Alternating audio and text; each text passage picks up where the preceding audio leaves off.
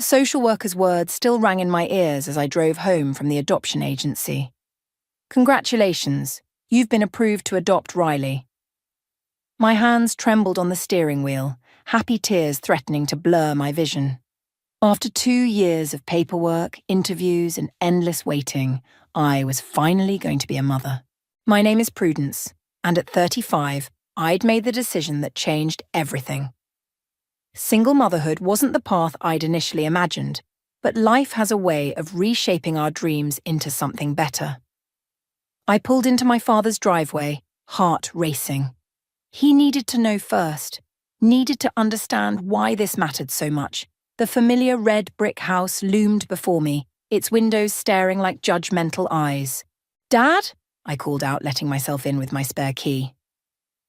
The house smelled of coffee and old newspapers, just like always. "In here," he answered from his study. I found him behind his mahogany desk, reading glasses perched on his nose, surrounded by the law books that had been his life's work. "Dad, I have amazing news." The words tumbled out before I could contain them. He looked up, his expression already guarded. "What is it?" "I've been approved for adoption. I'm going to be a mother." I beamed, waiting for his congratulations, his embrace, anything that resembled joy. Instead, his face darkened. "You what?" "I'm adopting a little girl. Her name is Riley. She's 10 and she's perfect. You're going to love her." "Stop." He removed his glasses, placing them deliberately on the desk. "You're telling me you're going to raise a child? Alone?" "Yes, Dad. I know it's not traditional, but..." "Traditional?"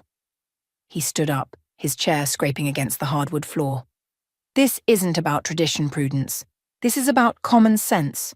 A child needs 2 parents, a proper family structure. That's not true anymore. Times have changed. Single parents are setting themselves and their children up for failure." His words cut through the air like steel. "I won't support this foolishness." I stepped back, stunned. "Support?" "I'm not asking for your support, Dad. I'm telling you you're going to be a grandfather." "No." He shook his head. "No, I won't be. If you go through with this, you're no daughter of mine." The room spun. "You don't mean that." "I do. You've always been headstrong, Prudence, but this crosses a line. What will people say? A single woman adopting. It's unnatural." "Unnatural?" My voice cracked. "What's unnatural is denying a child love because of some outdated belief system." "Get out!" His voice was quiet, controlled, deadly. "Dad, please, get out!" He slammed his hand on the desk, making me jump. "If you want to destroy your life, fine. But I won't watch it happen. I won't be part of it." Tears burned my eyes, but I refused to let them fall. Not here. Not in front of him. "You know what? You're right about one thing. I am headstrong, and I'm going to give Riley the most amazing life, with or without your blessing." I turned to leave, but stopped at the door. "And Dad, when she asks about her grandfather, I'll tell her the truth, that he chose his pride over love." The drive home was a blur. I barely made it through my front door before collapsing onto the couch, sobs racking my body. My phone buzzed, Zariah calling. I answered, trying to steady my voice. "How'd it go with your dad?" she asked. "He disowned me." The words felt surreal leaving my mouth. "He what?" Zariah's outrage was immediate. "Oh, honey, I'm coming over. Right now, with wine." "No, I'm okay. Not a request. See you in 15. I hung up and looked around my apartment, soon to be Riley's home too. The spare room was already painted sunshine yellow, waiting for her arrival. A stuffed giraffe sat in the corner, its long neck slightly crooked, just like Riley's smile in her photo. My father's words echoed in my head, but they couldn't drown out the memory of Riley's laugh during our first meeting. The way she'd shown me her favourite book, explaining the plot with such enthusiasm, how she'd asked hesitantly if she could call me Mom someday. The doorbell rang, Zariah, true to her word. As I got up to answer it, I caught my reflection in the window. Despite everything, I was smiling. Because in 2 weeks, Riley would walk through this door, and we'd start our own kind of family. One built on love, not tradition. My father might have closed his door on us, but I was about to open a new one. And nothing, Not his judgment, not society's expectations, not anyone's disapproval could stop me now. "Mom, can I have another cookie?" Riley asked, her homework spread across our kitchen table, coloured pencils rolling dangerously close to the edge. "After you finish your math," I replied, typing furiously on my laptop. 3 weeks into motherhood, and we'd fallen into a comfortable routine, but the words burning inside me needed to come out. "What are you writing?" She peered over my shoulder, cookie forgotten. "Just thoughts." I minimized the document quickly, but not before she caught a glimpse. "Is it about Grandpa?" My fingers froze over the keyboard. "What makes you think that?" "Because you get that look whenever you write, like you're sad and mad at the same time." Riley's perception never ceased to amaze me. The doorbell saved me from responding. Zariah burst in, arms full of takeout bags. "I brought Thai food and news." Riley bounced up. "Is it about your magazine?" "Better." Zariah set the food down, grinning. "I showed your mum's writing to my editor friend." I nearly choked on my water. "You did what?" "The piece you sent me last week, about family expectations and modern parenthood. She wants to publish it in next month's issue." "Zariah? That was private. I wrote it at 3 a.m. when I couldn't sleep." "And it's brilliant." She started unpacking containers of pad thai. Raw, honest, angry in all the right ways. People need to read it. Riley looked between us, eyes wide. "Mum, you're going to be published?" "No, I'm not." "Yes, she is," Zariah interrupted, "because I already told Janet you'd do it." "I'm going to kill you." "You're going to thank me." She handed me a business card. "Call her tomorrow. The piece needs minimal editing, and she wants to discuss more contributions." Later, after Riley was in bed, Zariah and I sat on the balcony with wine glasses in hand. The city lights twinkled below, a perfect backdrop for confronting hard truths. "I'm not a writer," I said quietly. "Bullshit. I've read your journal entries since college. You've always been a writer, you just never had the right motivation." "Spite isn't the right motivation." "No?" She raised an eyebrow.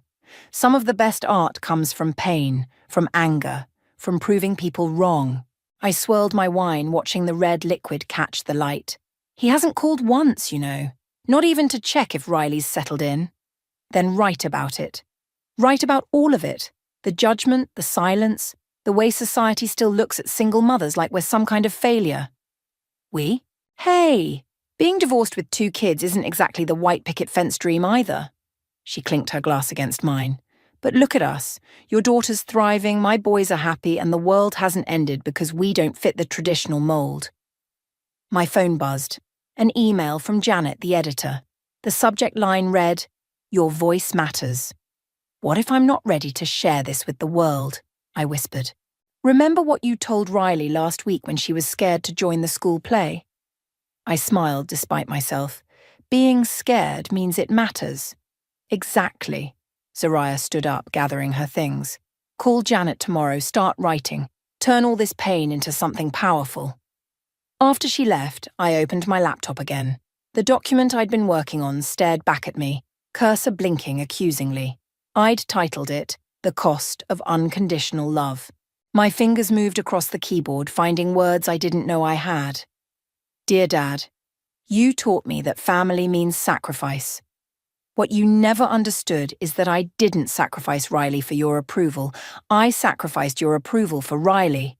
And I'd do it again, every single day."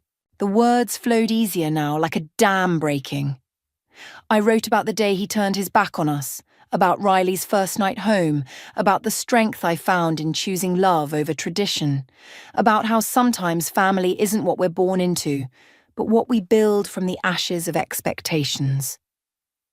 At midnight, Riley padded into the room in her pajamas. "Can't sleep?" I saved the document and opened my arms. She crawled into my lap, still small enough to fit perfectly. "Just working on something important." "Is it going to help other people? Like me? Like you?" She nodded against my shoulder. "Kids who need different kinds of families." My throat tightened. "Yeah, baby, I hope it does." "Then you should do it," she said simply, with all the wisdom of her 10 years. "Even if it's scary." I held her closer, breathing in the scent of her strawberry shampoo. Tomorrow I'd call Janet. Tomorrow I'd start turning my private pain into public purpose. But tonight, I just sat with my daughter, grateful for the twist of fate that brought us together, despite everything, or maybe because of it. Your piece crashed our website, Janet announced over coffee, sliding her tablet across the table. Look at these numbers.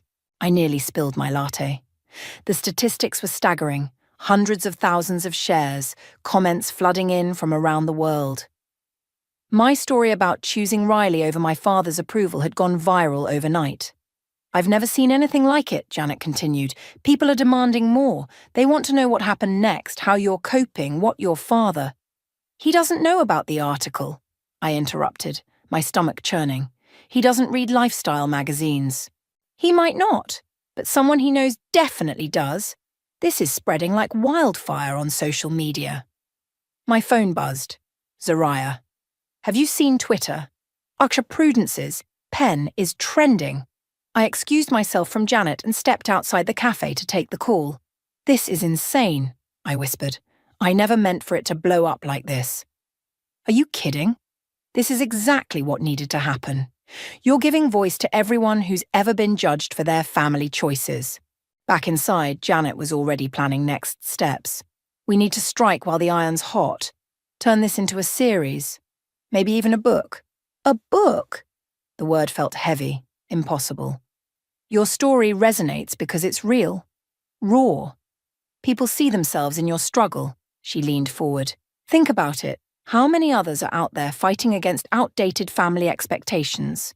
That evening, I sat at my desk, staring at a blank document. Riley was at her piano lesson. The house unusually quiet. My phone kept lighting up with notifications, messages from strangers sharing their own stories of family rejection and unconditional love. The doorbell rang.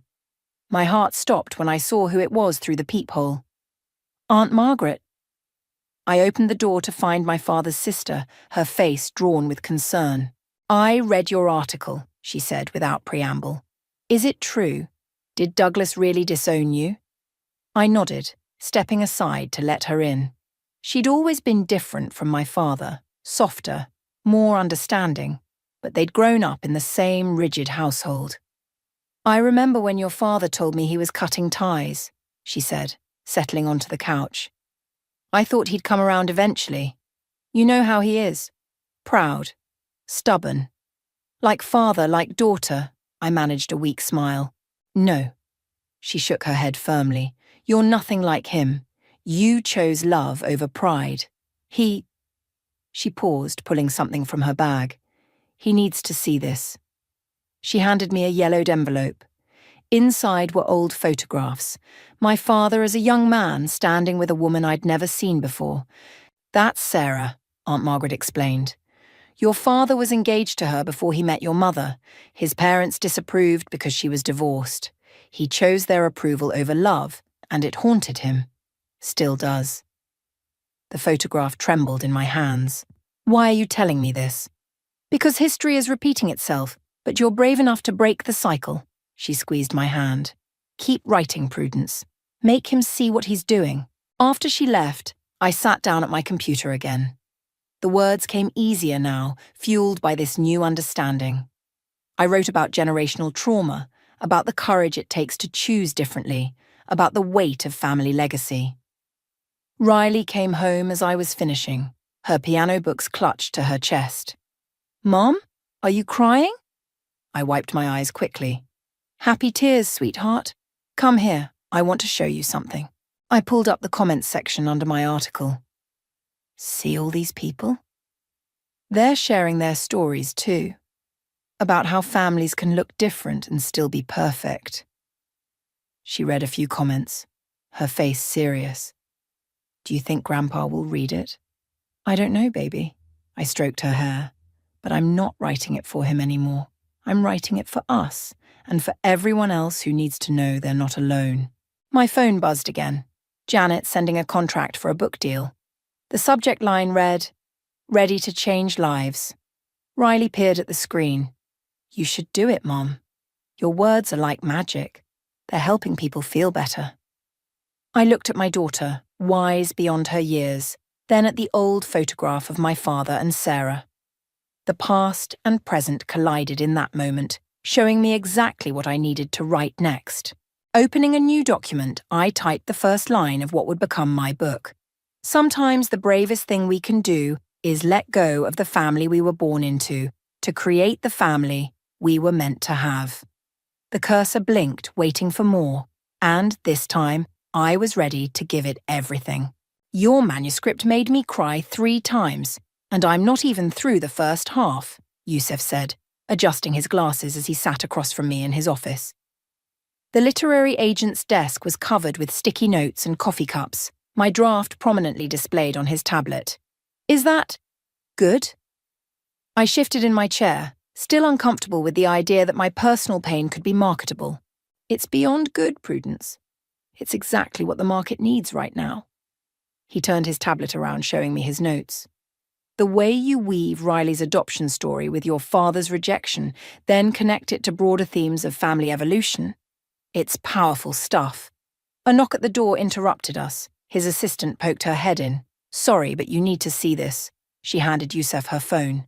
His eyes widened. Well, this changes everything. What is it? He turned the phone toward me. Someone had shared my original magazine article in a popular parenting forum. The post had gone viral, with celebrities and influencers now sharing it on their platforms. Your story just got picked up by major news outlets, he said, scrolling through the feed. They're calling it a cultural touchstone for modern family dynamics. My hands started shaking. This wasn't supposed to happen. It was just supposed to be a book about truth, Yusef finished. And truth resonates. Look at these comments. I read through them, tears welling up. Reading this saved my marriage. I finally stood up to my in-laws about their treatment of our adopted son. I'm a single dad by choice. Thank you for making me feel less alone. Your father sounds exactly like mine. I haven't spoken to him in 15 years because I married the wrong person. We need to fast-track this, Yusef declared, already dialing his phone. I'm calling publishers now. We're looking at a bidding war. That evening, I walked into our apartment to find Riley and Zariah attempting to bake cookies. The kitchen looked like a flour bomb had exploded. Mom! Riley ran to hug me, leaving white handprints on my black blazer. Did you sign with the book people? Not yet, sweetie, but she's about to become a famous author, Zariah finished, wiping her hands on a towel. Spill everything. I sank into a kitchen chair, overwhelmed. Multiple publishers are interested. Yusef thinks we could have a deal by next week. He's talking about book tours, speaking engagements. Speaking engagements? Riley's eyes lit up. Like on stage? Maybe, but that means I'd have to travel sometimes. Are you okay with that? She considered this seriously, flour still dusting her nose. Only if I get to come too. And if Aunt Zariah stays with me when you're busy. Obviously, Zariah snorted. Someone has to keep you from surviving on pizza and ice cream. My phone buzzed. Another email from Yusef. The subject line made my heart stop. Oprah's book club interested. Holy shit, Zariah whispered, reading over my shoulder. Language, Riley and I said simultaneously, then burst out laughing. Later that night, after Riley was asleep and Zariah had gone home, I sat on our balcony with my laptop. The city lights blurred as I typed, pouring out the next chapter of my book. The funny thing about choosing your own path is that you never walk it alone. For every door that closes, another opens, bringing new family, new friends, new possibilities. The trick is being brave enough to step through. My phone rang. An unknown number. I answered cautiously. Prudence, a woman's trembling voice. You don't know me, but I'm Sarah. Your Aunt Margaret gave me your number. The woman from the photograph, my father's almost wife. I read your article, she continued. It's like reading my own story, except you were stronger than I was. You chose love. Did you? I swallowed hard. Did you ever regret letting him go? Every day, but reading your words, seeing you break the cycle, it heals something in me too. After we hung up, I added a new paragraph to my manuscript. Sometimes our choices echo through generations, rippling outward to touch lives we never knew we'd reach. My father taught me that family means sacrifice. What he never expected was that his lesson would teach others to sacrifice the very traditions he held so dear. My phone buzzed again. Yusuf sending the first publisher's offer. The advance was more money than I'd ever seen, but it wasn't about the money anymore. It was about all the Sarahs out there, all the Rileys, all the fathers still clinging to outdated ideals. I clicked accept on the offer, then closed my laptop. Tomorrow would bring new challenges, new opportunities, new chances to speak truth to power. But tonight, I just listened to my daughter's soft breathing from the next room, grateful for the courage to choose this path, wherever it might lead. And now, please welcome to the stage the author of Choosing Us, a modern family manifesto, Prudence. The applause was deafening as I walked onto the stage of the Barnes & Noble flagship store. 6 months after the book's release, and I still wasn't used to this. Riley sat in the front row, beaming, while Zariah filmed everything on her phone. "Thank you all for coming," I began, adjusting the microphone. When I wrote about my father disowning me for adopting my daughter, I never imagined, "We love you, Prudence," someone shouted from the crowd. I laughed, tension easing. "I love you too, random stranger." The reading went smoothly until the Q&A session. A woman stood up, clutching my book like a lifeline. "My parents cut me off when I came out," she said, voice shaking. "Your book gave me the strength to start my own family anyway. How do you deal with the guilt?" The question hit home. "Guilt is their weapon," I answered carefully. "They want us to feel wrong for choosing happiness over their expectations. But let me ask you this. Are you happy?" She nodded, tears streaming. "I have a wife and 2 beautiful kids now." "Then you've already won. The guilt isn't yours to carry." After the signing, Yusuf pulled me aside. "The numbers are in. You've hit the New York Times bestseller list. #1. Riley overheard and squealed, throwing her arms around me. "Mom, you're famous!" "Not famous," I corrected, hugging her back. "Just important," Yusuf finished. "You're important, and we need to talk about the television offers." "Television?" Zariah's eyes widened. "Like interviews? Like adaptation rights? Multiple streaming services want to turn the book into a series." My head spun. I need to sit down. "Mom," Riley tugged my sleeve. "Someone's trying to get your attention." I turned to see an elderly woman hovering nearby, her hands trembling around a copy of my book. Something about her seemed familiar. "I'm sorry to interrupt," she said softly. "I'm Margaret's friend, Ruth. I used to work for your father's law firm." My heart stopped. "Is he—" "He's fine," she assured quickly. "But he knows about the book. Everyone at the firm is reading it. She hesitated. "He's not handling it well." "Define not well," Zariah demanded, protective as always.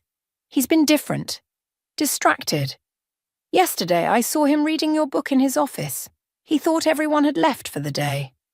I gripped Riley's shoulder for support. "Did he say anything?" "No, but—" Ruth reached into her purse, pulling out an envelope. "He wrote this, asked me to deliver it if I ever ran into you." My hands shook as I took the envelope. Riley pressed against my side. "Do you want me to read it first, Mom?" I shook my head, tearing it open. Inside was a single sheet of paper with 3 lines. "I saw you on the morning news. Riley looks happy. I'm sorry. Prudence." Yusuf touched my arm. "We should go. The car's waiting to take us to the airport. Chicago signing tomorrow." I folded the note carefully, tucking it into my jacket pocket. "Ruth, please tell him." But what could I say? That I forgave him? That it was too late? That sorry wasn't enough? "Tell him Riley is happy," I finally said. "And so am I." In the car, Riley curled up against me. "Are you okay, Mom?" "I'm perfect, baby." I kissed her head. "Just thinking about how sometimes the best revenge is living well." "Is that what this is?" she asked. "Revenge." I thought about my father, alone in his office, secretly reading my book, about all the lives being touched by our story, about the family we'd built from scratch. "No," I said finally. "This is justice. For everyone who's ever been told their love isn't good enough." My phone buzzed. Another message from Ruth. "He keeps your TV interviews recorded on his phone. Thought you should know." Zariah read it over my shoulder. "What are you going to do?" I looked out the window at the city lights blurring past. Keep writing, keep speaking, keep showing him and everyone else that family is what we make it. "Next stop, Chicago," Riley announced cheerfully. "Can we get deep dish pizza?" "Obviously," Zariah laughed. "It's mandatory." As they discussed pizza toppings, I pulled out my laptop. The cursor blinked on a blank page, waiting. I began to type. "Dear Dad, I saw your note. 3 lines for 3 years of silence. But here's what you need to know. While you were watching me on TV, I was busy living, and that's a story worth telling." The words flowed easier now, carrying the weight of success, of vindication, of healing. My father might be reading, but I wasn't writing for him anymore. I was writing for everyone who needed to hear that sometimes the family we choose is stronger than the family we're born into. And that was worth all the bestseller lists in the world. "He's here," Zariah hissed into her phone, "in the lobby of your hotel. Right now." I gripped my coffee cup tighter, nearly spilling it on my hotel room carpet. "What?" "Your father. He's downstairs asking for your room number." My heart hammered against my ribs. After 8 months of book tours, interviews, and success, he chooses now. "Does he look okay?" "He looks old, Prue, and scared. Should I tell him to leave?" I glanced at Riley, still asleep in the hotel bed, tangled in white sheets. "We were in Boston for the last stop of the tour." "No. Tell him to meet me in the hotel restaurant in 20 minutes. After waking Riley and arranging for Zariah to watch her, I took the elevator down. Each floor pinged like a countdown to something inevitable. The restaurant was nearly empty at this early hour. My father sat alone at a corner table, his once black hair now completely grey. He stood when he saw me, then seemed unsure whether to remain standing or sit back down. "Hello, Prudence." "Dad." I sat across from him, grateful for the table between us. A waitress appeared with coffee. We both ordered, then sat in thick silence until she left. "I've read your book," he finally said. 3 times. "I know. Ruth told me." He flinched. "Of course she did." He pulled something from his briefcase, a worn copy of my book, pages dog-eared and marked with sticky notes. "You wrote about Sarah. Aunt Margaret told me the story. Did she tell you I've regretted it every day since?" His hands shook as he opened the book to a marked page. When I read this part, about choosing love over tradition, it was like reading my own thoughts from 40 years ago. Except you were braver than I was. "Dad, let me finish, please." He took a shaky breath. "I watched every interview. I saw how happy Riley is, how successful you've become, and I realized I was doing to you exactly what my parents did to me with Sarah. I was perpetuating the same cycle of pain. The waitress returned with our breakfast. Neither of us touched it. "Why now?" I asked. "Why show up here today?" "Because I saw your interview yesterday, the one where they asked about reconciliation." He met my eyes. "You said the door isn't locked, but whoever walks through it better be ready to accept us as we are. And are you ready?" He pulled another item from his briefcase, a framed photograph. It showed him and Sarah, young and in love. "I found this in my attic last week. Looking at it, all I could think was how much you look like her. She had your strength, your conviction. I was too weak to stand up for her then. I don't want to be too weak to stand up for you now." "It's not about standing up for me anymore," I said quietly. "It's about accepting that family doesn't have to look like what you thought it should." "I know." He pushed the photo toward me. "I want you to have this. And I'd like to meet my granddaughter, properly this time." My phone buzzed. Zariah texting from upstairs. "Riley's asking where you are. Everything okay?" "She's here?" My father's voice cracked. In the hotel? I studied him carefully. Yes. But before you meet her, I need you to understand something. She's not a do-over for your past mistakes. She's not a band-aid for our relationship. She's her own person. And if you want to be in her life, it has to be for her, not for your redemption. I understand. He reached for his coffee, then set it down without drinking. I've been seeing a therapist, working through things. She helped me see how much damage rigid thinking can do across generations. And what happens next time I do something that doesn't fit your worldview? I'm learning to expand my worldview. He smiled sadly. Your book helped with that, actually. You're quite a writer. My phone buzzed again. Riley's getting worried. Should I bring her down? I looked at my father. Really looked at him. Past the grey hair and designer suit, I saw something I'd never seen before. Vulnerability. Wait here, I said, standing up. I'll go get her. But Dad, if this is another false start, it's not. He straightened his tie nervously. I'm ready to be the father you deserved, the grandfather Riley deserves. As I rode the elevator back up, I thought about cycles breaking, about doors opening, about the courage it takes to walk through them. Maybe this was just another chapter in our story, but maybe, just maybe, it could be the chapter where healing begins. Riley was waiting by the elevator, still in her pajamas, Zariah hovering protectively behind her. Mum? Is he really here? I took her hand, squeezing gently. Yes, baby. Want to meet your grandfather? She nodded, and together we stepped toward whatever came next. Are you sure about this? Yusuf asked, adjusting my microphone. We can still cancel. I shook my head, watching the line of people snake around the bookstore. My father stood somewhere in that line, waiting his turn like everyone else. He'd insisted on it, despite my offer to meet privately. It needs to be public, he'd said. Like your pain was public. Now, sitting at the signing table, I could see Riley chatting with the store manager, proudly wearing her author's daughter t-shirt. 3 months had passed since the hotel meeting in Boston. 3 months of careful Sunday dinners, tentative phone calls, and slowly rebuilding trust. Next in line, please, the store assistant called. A young woman approached, tears already streaming.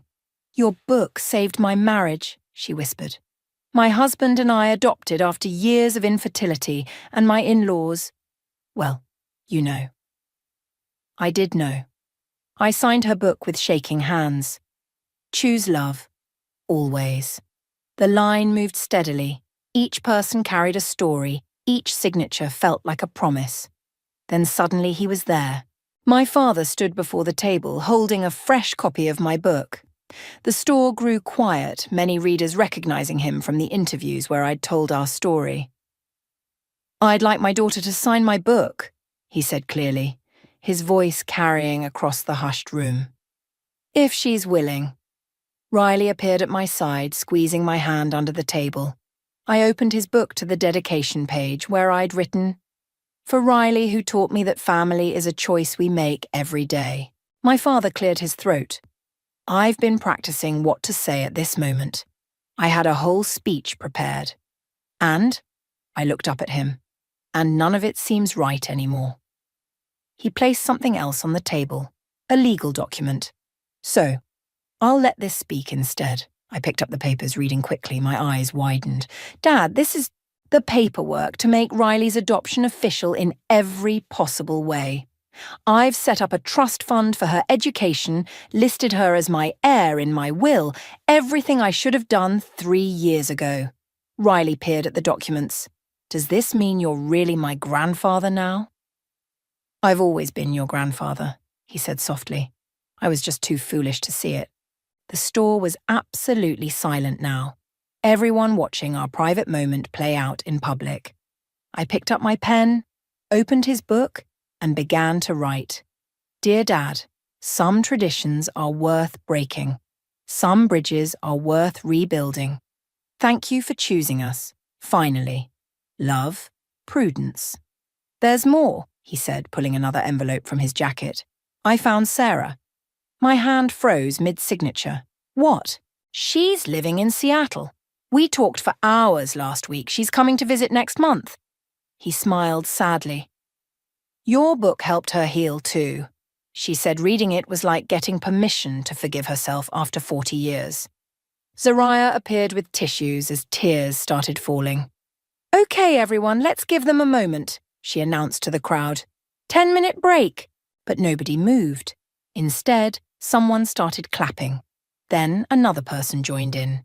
Suddenly, the entire store was applauding, not for my book or my success, but for this moment of public healing. My father reached across the table and took my hand. I'm not asking for everything to be perfect, he said. I'm just asking for the chance to be better. Riley tugged at his sleeve. Does this mean you'll come to my piano recital next week? Front row, he promised. With flowers? I signed the last page of his book with a postscript. P.S.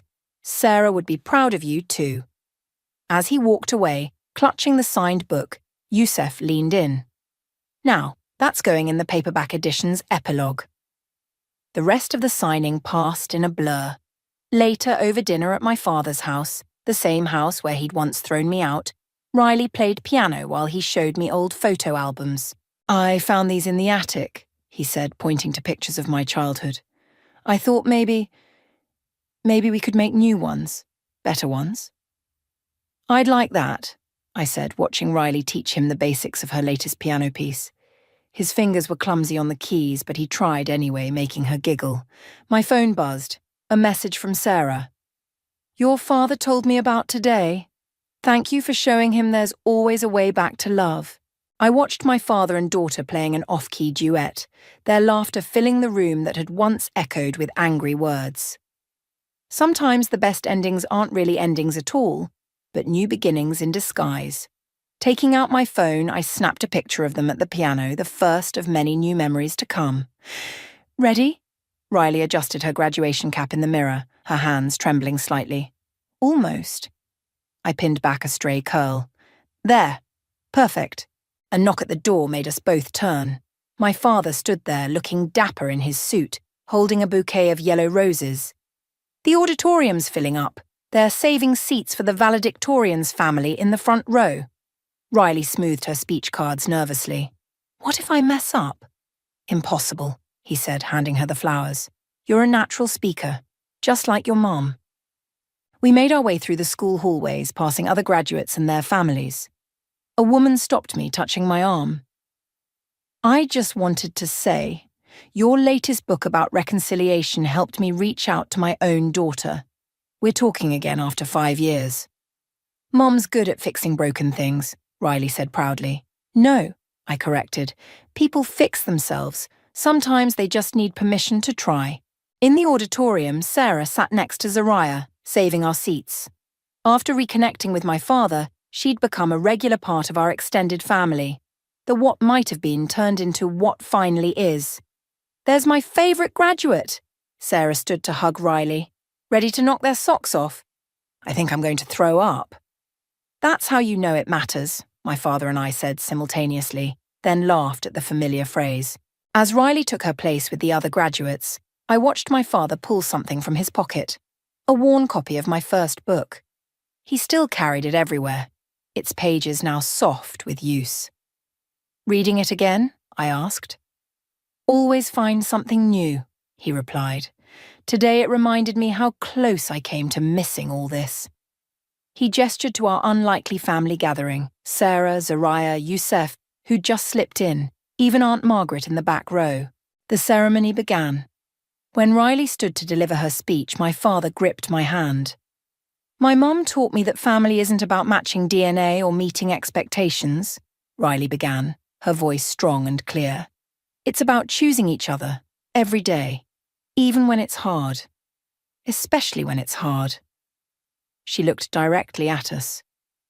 3 years ago, my grandfather taught me something too, that it's never too late to choose differently, to choose better, to choose love.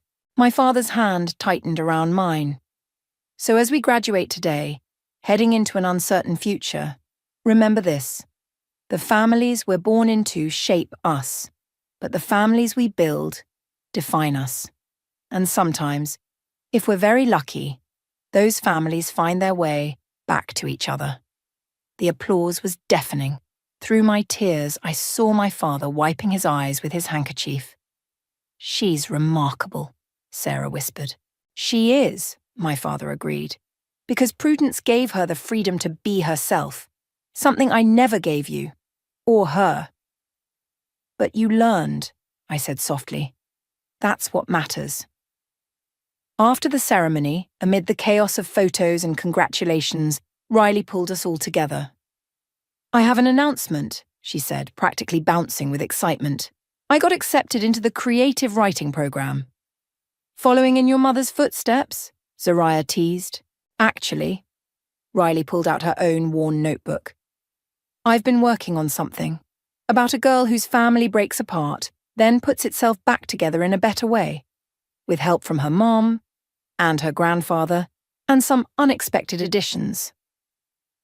My father leafed through the pages, his hands gentle. "You've been writing our story?" "Our whole story," Riley corrected. "The hard parts and the good parts. Because people need to know that happy endings don't just happen. You have to choose them, over and over again." Looking around at our gathered family, the one we'd built from broken pieces and second chances, I realized Riley was right. Every day was a choice. Every reconciliation was a decision to try again. Every family was a work in progress. "What are you going to call it?" Sarah asked. Riley smiled, taking the notebook back. "I'm thinking, the choice we make." My father pulled out his old copy of my book, placing it next to Riley's notebook. 2 generations of stories, 2 perspectives on the same journey. "I think," he said quietly, "that's exactly what it's always been about." As we headed to the celebration dinner, Riley linked arms with both me and my father. Behind us, Sarah and Zariah debated the merits of various writing programs, while Youssef called ahead to confirm our reservation. "Mom?" Riley whispered. "Are you happy?" I looked at my father, who was already planning writing workshops with his granddaughter, at Sarah, who'd found her way back to us, at the family we'd created against all odds and expectations. "Yes," I said, "because we chose to be." And in the end, that made all the difference.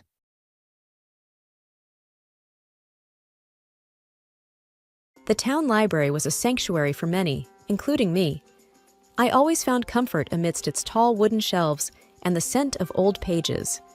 That day, as the sun streamed through the large windows, casting a warm glow on everything, I was engrossed in the romance section, trying to find a book that I hadn't read. A soft thud and the flutter of pages startled me, and I looked up to find myself almost nose to nose with a man who appeared just as surprised. He had hazel eyes that sparkled with amusement and a slightly disheveled tuft of brown hair. "Oh, I'm so sorry," I stammered, realizing I'd knocked a few books out of his hands. "I should have been more careful." He chuckled. "No harm done. I'm David." He extended a hand to help pick up the scattered books. "Amelia," I replied, grateful for the friendly gesture. As we collected the books, our fingers brushed against each other, causing a tiny jolt of electricity. I glanced up to see if he felt it too. From the faint blush on his cheeks, it seemed he did. "So, Amelia," David began, breaking the momentary silence, "are you always this engrossed in your book choices?"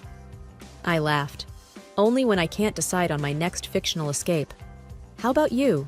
What brings you to the library?" "I've been trying to find a good book on photography," he admitted, pointing to the stack in his hands. "It's more than just a hobby for me." Our conversation turned to hobbies, dreams, and even our favorite foods. It was surprising how easy it was to talk to David. We ended up abandoning our book search and found a cozy corner in the library's cafe. Hours seemed to fly by as cups of coffee turned cold and our conversation delved deeper. "I've always loved this library," David confessed, looking around with a nostalgic smile. "I used to come here with my mom. She'd read to me for hours." "Sounds lovely," I said, thinking about my own childhood memories. "It was," David replied with a distant look in his eyes. "But things change." There was an unspoken depth to that statement, hinting at stories yet untold. It made me even more curious about him. We left the library with a promise to meet again. From that day on, David and I were inseparable. Each date felt like an exploration, not just of the places we went to, but of each other's worlds. The bond we shared grew stronger, leading us to a beautiful wedding day where I felt like everything was falling into place. Yet, amidst all the joy, one figure stood out, casting a long shadow on our happiness. David's mother, Mrs. Marion Hughes. Her sharp gaze always seemed to linger on me a little too long, her smiles never quite reaching her eyes. I hoped that with time, she'd see how much David and I loved each other and accept our union. But that was a hope soon to be tested. The excitement of expecting a baby was overshadowed by the constant nausea and fatigue I felt. Every morning was a battle, and by evening I was utterly exhausted. David watched with concern, always by my side, supporting me in every way he could. One evening, after a particularly rough day, David approached the subject. "Amelia, maybe we should think about moving closer to family for a while, just until the baby comes." I hesitated. Moving back to David's family home meant being closer to Marion. "Do you think that's a good idea?" I asked, uncertainty in my voice. He took my hand gently. "It's just a thought. Mom did raise 3 kids. She might help with the baby stuff and, more importantly, support you when I'm at work." I pondered over it. "I'm just worried about how things are with your mom," I admitted. David sighed. "I know Mom can be a bit difficult, but she's still family. Maybe with the baby on the way, things might change. Give her a chance?" With a deep breath, I agreed. "All right, but if things get tough, we need to have a backup plan." The move happened quicker than I anticipated. David's childhood home was a large, old-fashioned house with creaking floorboards and a sense of history. The first day we arrived, Marion greeted us at the door, a broad smile on her face. "Welcome home, David," she said, hugging her son tightly. Then, turning to me, her tone softened. "And you too, Amelia. I hope your stay here is comfortable." For the first few days, Marion was the image of a doting mother-in-law. She made my favorite meals, helped me set up the nursery, and shared stories of David's childhood. It was almost as if the icy tension from before had melted away. One evening, while David and I were in the living room, Marion joined us with a tray of hot cocoa. Handing me a cup, she said, "You know, Amelia, pregnancy suits you. You look radiant." I smiled. "Thanks, Marion, and thank you for everything you've been doing. It's been a great help." She nodded. "It's the least I can do. Family takes care of each other." The words sounded reassuring, but a faint trace of something in her eyes made me wonder. It seemed like a perfect setup, a haven I hadn't expected. But as the days turned to weeks, subtle changes began to emerge. The sweet facade Marion put up began to show cracks, especially when David wasn't around. I tried to brush off the unease, hoping that my pregnancy hormones were just making me overly sensitive. But deep down, I couldn't shake the feeling that there was more to Marion's kindness than met the eye. The days in the old house started to feel longer. With David often away at work, it was mostly just Marion and me. It didn't take long for her kind behavior to shift when we were alone. One afternoon, I was in the kitchen, making a sandwich. Marion walked in, looked at what I was preparing, and said, "You know, David always liked his sandwiches with more mayo, but I guess he's settled for less now." Taken aback, I replied, "I didn't know that. He never told me." She shrugged. "There's a lot you don't know about my son." Days like this became more common. It was always a comment here, a remark there. Each time, she made sure David wasn't around to hear. One day, I was resting in the living room, going through some baby names. Marion came and sat next to me. "You know, Amelia," she began, "if only David had chosen someone more, well, someone better suited to our family." I looked up, surprised. "What do you mean, Marion?" She leaned in closer. "Let's be honest. You've struggled so much with this pregnancy. It makes me wonder if you'll be able to handle what comes next." I felt a sting in my eyes, holding back tears. "I'm doing my best," I whispered. Marion sighed. "For David's sake, I hope your best is good enough." Every interaction became a challenge. I tried to avoid being alone with her, but she always found a way. The house felt oppressive, and I started to dread each day. The only solace was David's comforting presence when he came home. But even with him, I hesitated to speak up, fearing it might cause a rift between mother and son. Things got even more strained when David informed us of a business trip he had to take. "It's just for a few days," he assured me, pulling me into a hug. "Mom will be here with you. Everything will be all right." The night before his trip, I overheard David talking to Marion in the hallway. "Please, Mother," he said, his voice filled with concern. "Promise me you'll take care of Amelia." Marion's voice was sugary sweet as she replied, "Of course, my dear. Don't you worry. I'll look after her." I went to bed that night with a heavy heart, sensing that the storm was far from over. With David gone, the house's atmosphere grew thicker than ever. Every room I walked into felt like stepping onto a battlefield with Marion. But as the days went by, I realized that I couldn't just keep dodging her verbal attacks. I needed to defend myself, and maybe even counterattack.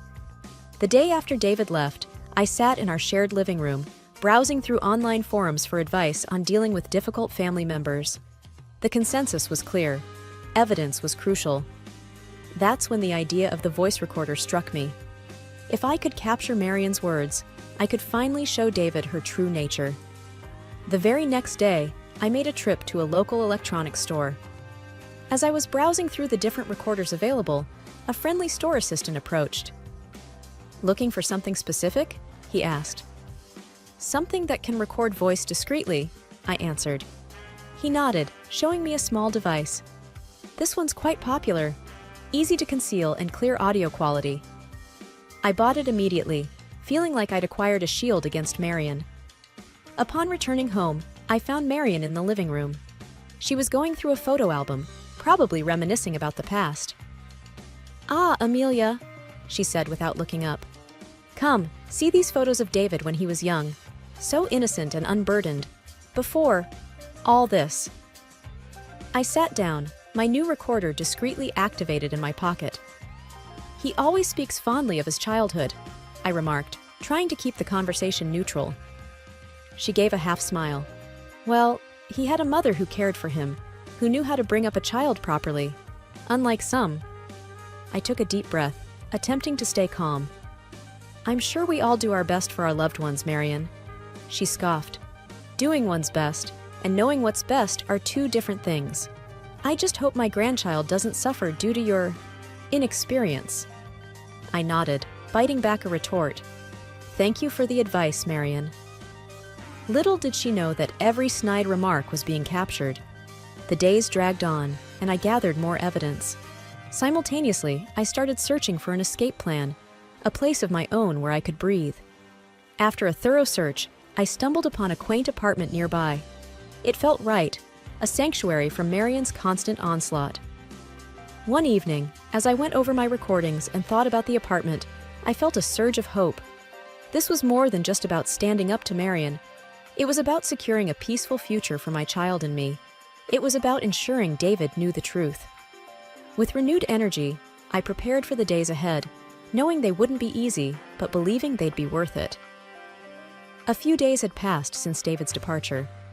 Despite my attempts to keep a distance, Marion seemed to be pushing harder, testing my limits.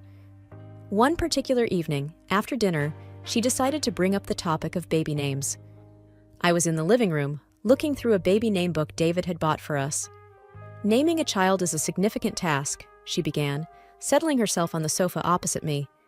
"It should be done with care." I looked up, nodding. "David and I have a list. We're considering a few options." Marion tilted her head, her eyes sharp. "Well, let's hear them."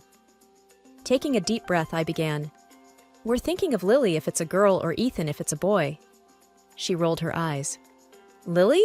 Sounds like a name for a pet. And Ethan? So common." I felt my cheeks heat up. "They're just options. We haven't decided." Marion leaned in, her voice cold. "You know, in our family, we have traditions. David was named after his grandfather. Maybe you should respect that instead of choosing random names from a book." Stung by her words, I replied, "David and I will name our child together. It's our decision." She stood up abruptly, knocking the book from my hands. "You're so ungrateful. I've tried to help, to guide you, but you're just bent on ruining my son's life and that of my grandchild." I was taken aback. "Marian, I never asked for your help. All I wanted was some peace." With a mocking laugh, she retorted, "Peace? You think you deserve peace after everything you've done? You've turned my son against me." That was the last straw. "I haven't done anything. It's you who can't let go and let him live his life." Marian's face turned a deep shade of red. "You ungrateful wretch," she yelled, pointing towards the door. "Leave! I don't even want that child to be born." Shaken, I tried to hold back tears. This is my home too. But Marian was relentless. She reached into my bag, grabbing my keys, and tossed them out the door. "There, now go." Breathing hard, with my emotions in a whirl, I took a moment to gather myself. I remembered the apartment I had rented, my sanctuary. Picking up my bag, I looked Marian in the eye. "You might regret this." Without waiting for a reply, I stepped out, closing the door behind me. It was clear. The battle lines had been drawn. The next few days in the apartment were a mix of peace and apprehension. I missed David terribly and worried about how he would react to everything once he returned. The day of David's return finally arrived. My phone buzzed with a message from him. "Just landed. Coming home soon. Can't wait to see you."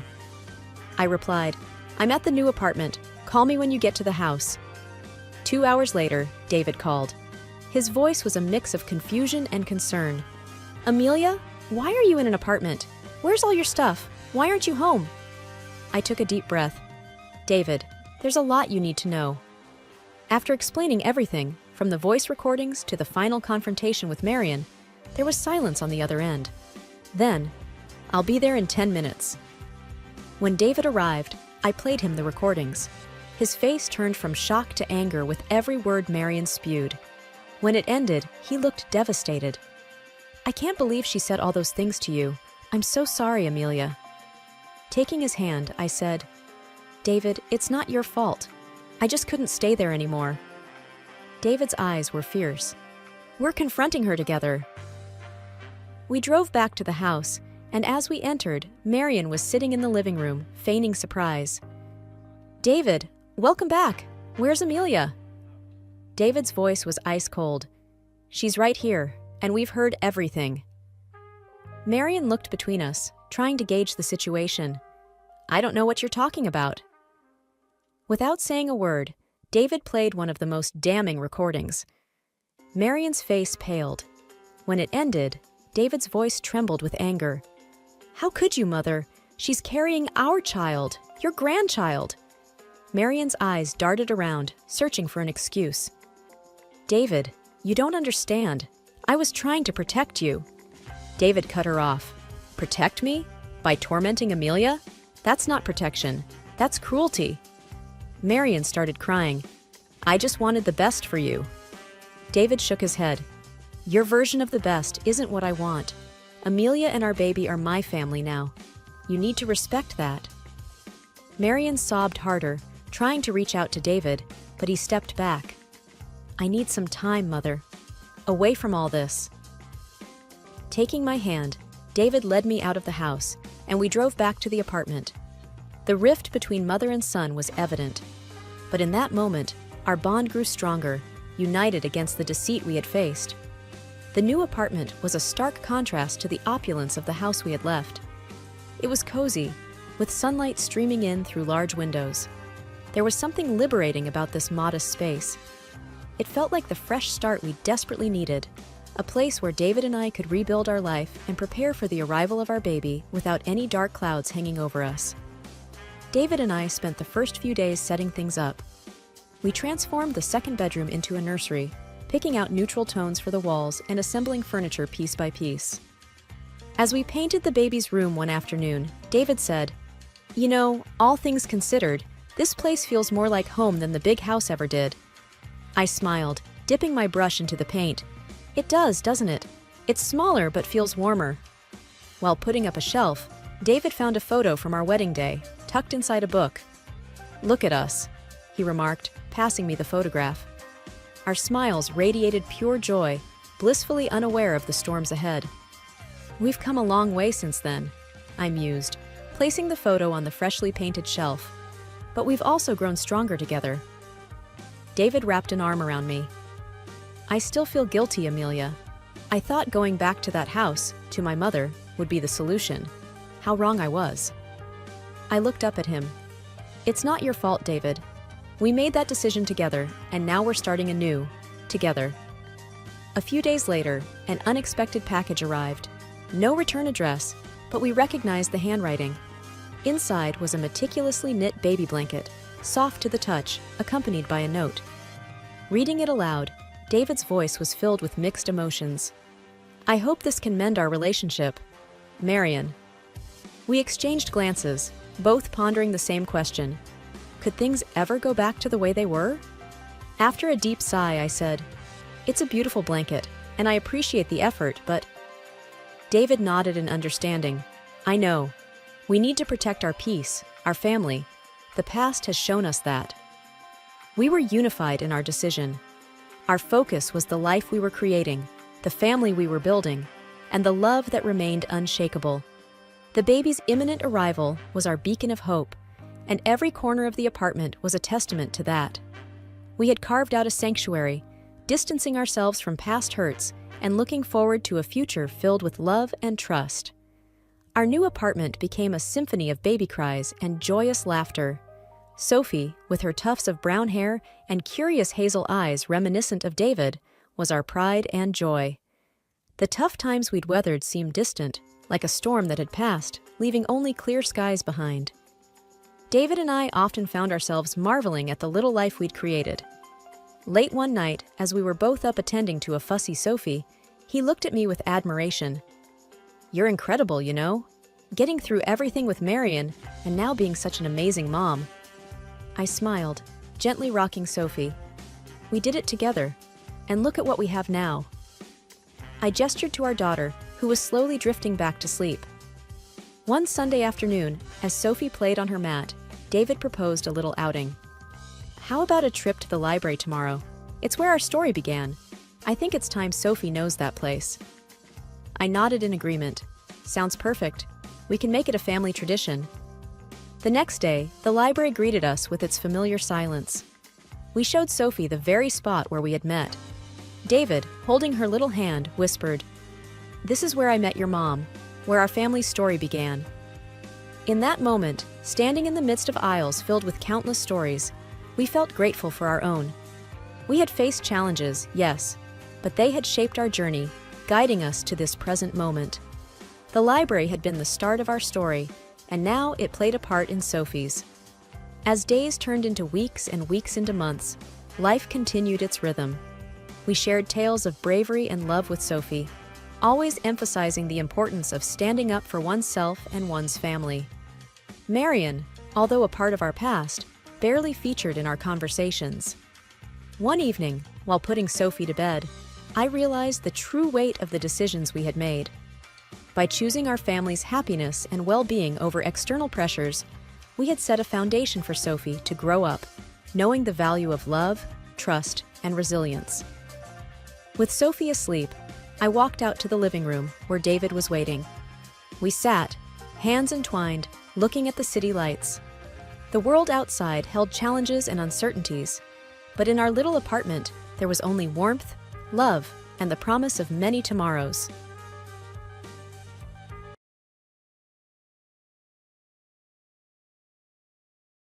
The sun poured into our cozy kitchen, reflecting off the well-used countertops and worn-out wooden table. Jake and I sat across from each other, absorbed in our morning routines. I thumbed through a cookbook, trying to find new recipes for the upcoming week, while Jake caught up on the latest news. Newspaper sprawled in front of him.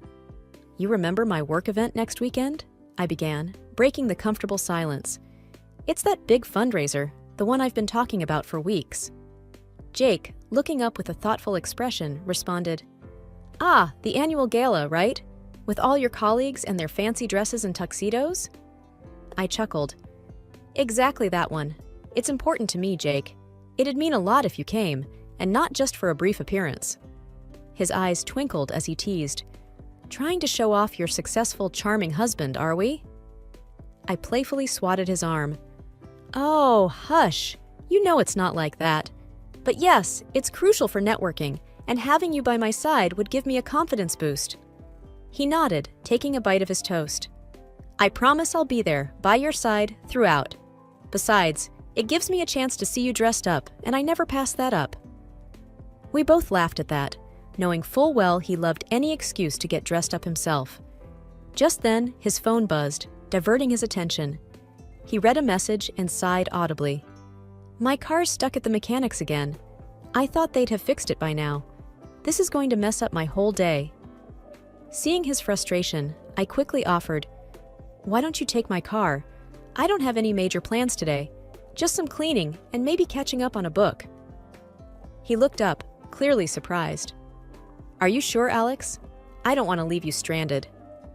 I pushed my car keys towards him. "I've got 2 legs and a whole neighborhood of friends. If I really need to, I'll find a way. Plus, Mrs. Henderson next door owes me a favor. I helped her with her garden last week, remember?" He smiled, relief evident on his face. "Thanks, love. You always know how to make things work. I promise I'll fill up the tank as a thank you." I grinned. "And maybe grab some of that ice cream I love on your way back?" He winked. "Deal." This simple exchange, a routine part of our daily life, unknowingly sowed the seeds for the tempest that was about to hit our lives. As soon as Jake left with the car, I went on a cleaning spree. The house needed some sprucing up, and there's no time like the present. I cranked up the volume of our old radio, letting the upbeat tunes fill our home. From scrubbing the kitchen counters to vacuuming the living room rug, the hours seemed to melt away. In the midst of my cleaning, I realized I'd missed our little indoor plants that needed watering. While attending to them, I noticed the framed photos on our shelves, documenting our years together. From our first camping trip, where Jake tried to set up a tent and failed hilariously, to our family gatherings where both our families mingled as one. It felt surreal how much we'd built together over the years. As I was lost in memories, I felt a sudden wave of anxiety. Glancing at the wall clock, I noted the time. It had been hours since Jake left, and I hadn't heard a word from him. Pulling out my phone, I checked for missed calls or texts. Nothing. Just as I was crafting a message to him, my phone rang, the screen showing unknown caller. Taking a deep breath, I answered, "Hello? Is this Mrs. Alex Williams?" The voice, firm and unfamiliar, sent a chill down my spine. "It is. Who am I speaking to?" "This is Officer Mitchell from the City Police. I'm sorry to inform you there's been an accident involving a car registered in your name." My heart pounded loudly in my ears. "Jake, is he okay? Please tell me he's okay." "He's injured but conscious. You might want to come down here." I felt my knees weaken. "Where are you located? I'll be there immediately." The officer provided the location, trying to assure me it wasn't the worst-case scenario, but it did little to calm my racing mind. On the verge of tears, I rushed outside, desperately searching for a quick way to get to the crash site. Mrs. Henderson, the elderly lady next door and one of the kindest souls I knew, saw my distress. "Alex? What's wrong, dear?" "Jake. Accident. I need to get there," I blurted, the words coming out all jumbled. Mrs. Henderson didn't miss a beat. "My grandson's car is here. Take it. Go." "I can't thank you enough, Mrs. Henderson," I managed to say as she handed me the keys. "You bring that boy back safe and sound, and let me know if you need anything." I nodded, the weight of the situation hitting me as I headed towards the crash site, hoping and praying that everything would be all right. The accident scene was overwhelming. Traffic was diverted, emergency lights swirled, and curious onlookers whispered amongst themselves, their eyes locked on the site of the crash. As I parked and made my way towards the commotion, I tried to quell the panic that threatened to engulf me. A nearby officer noticed my distress. "Can I help you, ma'am?" "My husband, Jake Williams, he was in the accident," I stammered. He guided me through the crowd to where Jake was. Seeing him with paramedics, a cut on his forehead and an arm in a sling, brought both relief and concern. He was okay, but he wasn't unscathed. "Jake!" I rushed to his side, He tried to smile, his face pale. "Hey, Alex, looks worse than it feels." I gently touched his cheek. "What happened?" Before Jake could answer, a man approached, extending his hand. "Hi, I'm Tom. It was my car that collided with yours." Shaking his hand hesitantly, I responded, "Are you okay?" "Just a few scratches, nothing serious. But I'm more concerned about your husband and the lady who was with him," Tom said, his eyes darting towards Jake. I looked at Jake, waiting for an explanation. "Who was she?" Jake sighed. "She's a colleague from work. We had a meeting, and I offered her a ride home since it was on the way." "Why haven't I heard about her before?" My voice betrayed a hint of suspicion. "It was just work. I didn't think to mention it. And with the car situation today, it just happened," Jake replied, trying to calm the brewing storm. Tom added, "She seemed pretty shaken up after the crash. She took off even before the paramedics arrived. Thought it was strange." This revelation added more questions than answers. I frowned. "Why would she run off?" Jake shrugged. "Maybe she panicked. I don't know." We all fell into an uncomfortable silence. The paramedics were preparing to transport Jake to the hospital for a more thorough checkup. As we prepared to leave, Tom, trying to make amends, said, "I'll take care of the insurance and all. I should have been more careful." I nodded, my mind preoccupied with the mystery passenger and what that meant for our relationship. As the ambulance started up, I made a silent vow to uncover the truth, no matter where it led. After ensuring Jake was settled in his hospital room, my thoughts shifted to the DVR in our car. It was a relatively new addition, a birthday gift from Jake after I'd mentioned wanting one. The irony that this device might shed light on Jake's recent actions wasn't lost on me. "I'll be back soon, Jake," I whispered, giving him a light kiss on the forehead. He seemed drowsy from the pain medication. "Where are you going?" he mumbled. "Just need to sort out some things related to the car. I'll be quick," I reassured him. Heading back to the accident site, the tow truck was already loading our battered vehicle. "Excuse me," I approached the driver. "I need to retrieve something from the car." He looked me over, likely identifying me from my earlier presence at the scene. "Sure, be quick." I nodded, opened the passenger side, and swiftly removed the DVR, hoping its contents remained intact. Back home, my hands trembled as I connected the device to our television. The first few clips were mundane, trips to the grocery store, a visit to my sister's house. But then I found the footage from earlier that day. It began innocently enough, Jake driving, occasionally switching radio stations. Then a woman entered the frame. Even from the side profile, I recognized her. It was Melissa, a coworker Jake had occasionally mentioned. Their conversation was casual at first. They discussed a project they were collaborating on, some office gossip. But as the journey continued, their chat became more personal. They laughed at shared memories, and Melissa reminisced about a fun night a few weeks ago. My heart sank further when the crash happened on the screen. I watched as Melissa, in a moment of panic, hugged Jake tightly and then planted a fleeting kiss on his lips before escaping from the scene. The weight of what I'd seen pressed down on me. Their relationship wasn't just professional. I felt betrayed, hurt, and unsure of what to do next. Taking a deep breath, I ejected the DVR and placed it in a drawer. Whether it was evidence of infidelity or just a friendly bond taken out of context, I needed to confront Jake. But for now, I needed some time alone to process everything. The sun shone a bit brighter the next morning, but its warm rays did little to alleviate the storm inside my heart. With every passing second, the DVR footage played in my mind over and over, but I wasn't going to suffer in silence. It was time everyone knew about Jake's deceit, especially those who believed in our perfect union. I started with Lucy, my oldest and dearest friend. Our history stretched back to our school days, long before Jake entered the picture. "Lucy," I began as soon as she picked up, "I'm having a get-together at our place tonight. Jake's coming home from the hospital." She sensed the unease in my voice. "Alex, what's wrong? Why the sudden party?" "Just come over," I urged. "There's something you need to see." Next, I phoned Jake's family. His mother, always so warm towards me, was delighted. "That's a wonderful idea, dear. We've all been so worried." I could hear Jake's father in the background. "Make sure there's beer!" he shouted jovially. Even Michelle, Jake's overbearing sister, was pleased. "It's about time you did something right for my brother," she remarked snidely. Throughout the day, I busied myself with preparations. There was food to be cooked, wine to be chilled, and a living room to be rearranged for the night's entertainment.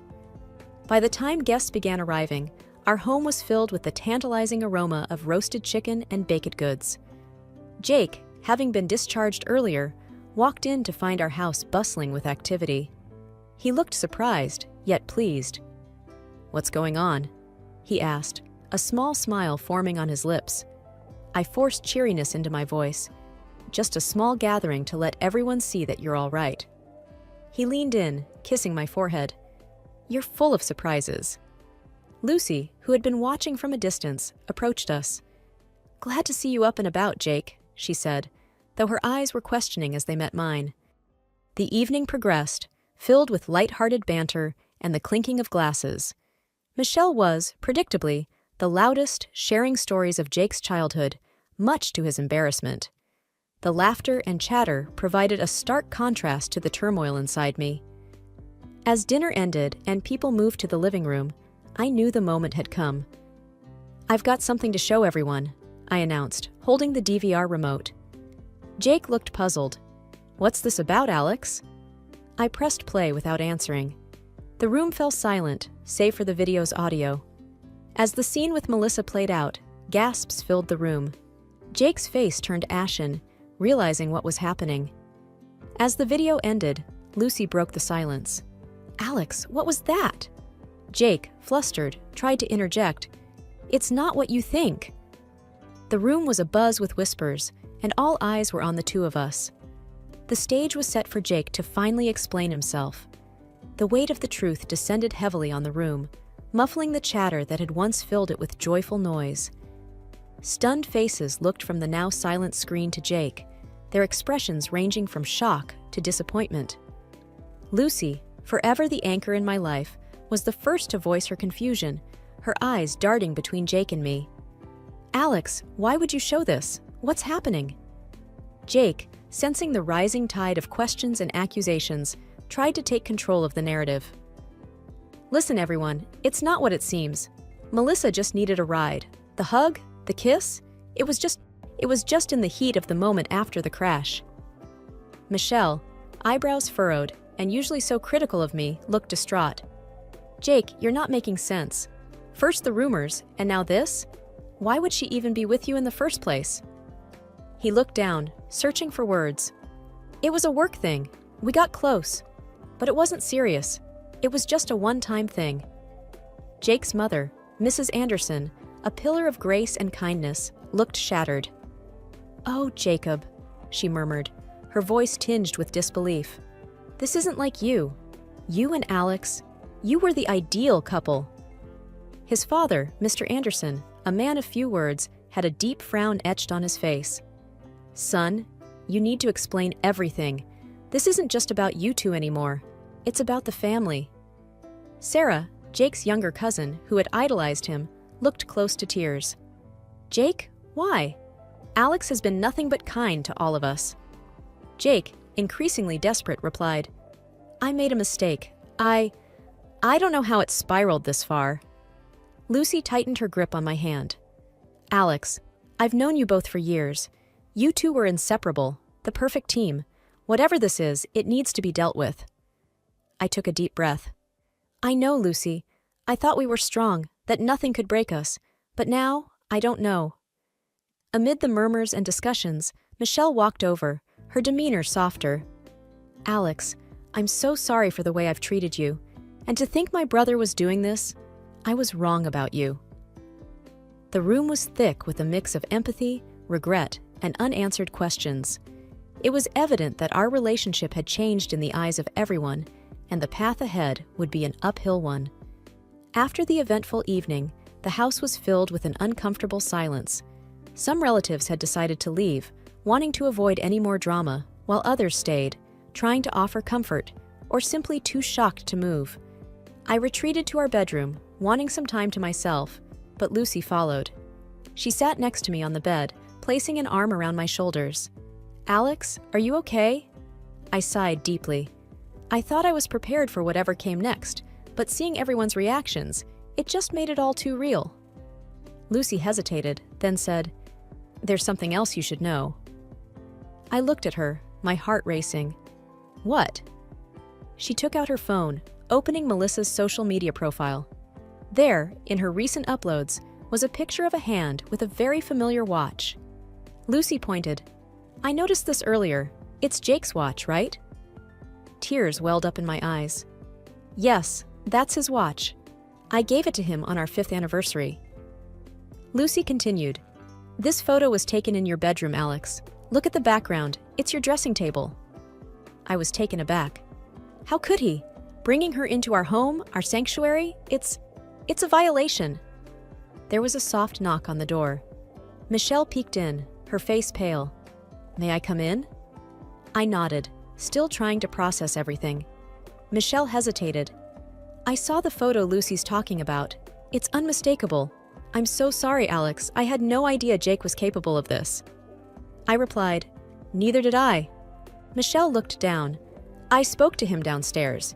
He's remorseful, to say the least, but I told him he needs to come clean about everything." Lucy, ever the protective friend, asked, "Do you want to confront him?" I took a deep breath. "Yes, but not now. I need time to think, to process everything." Michelle nodded.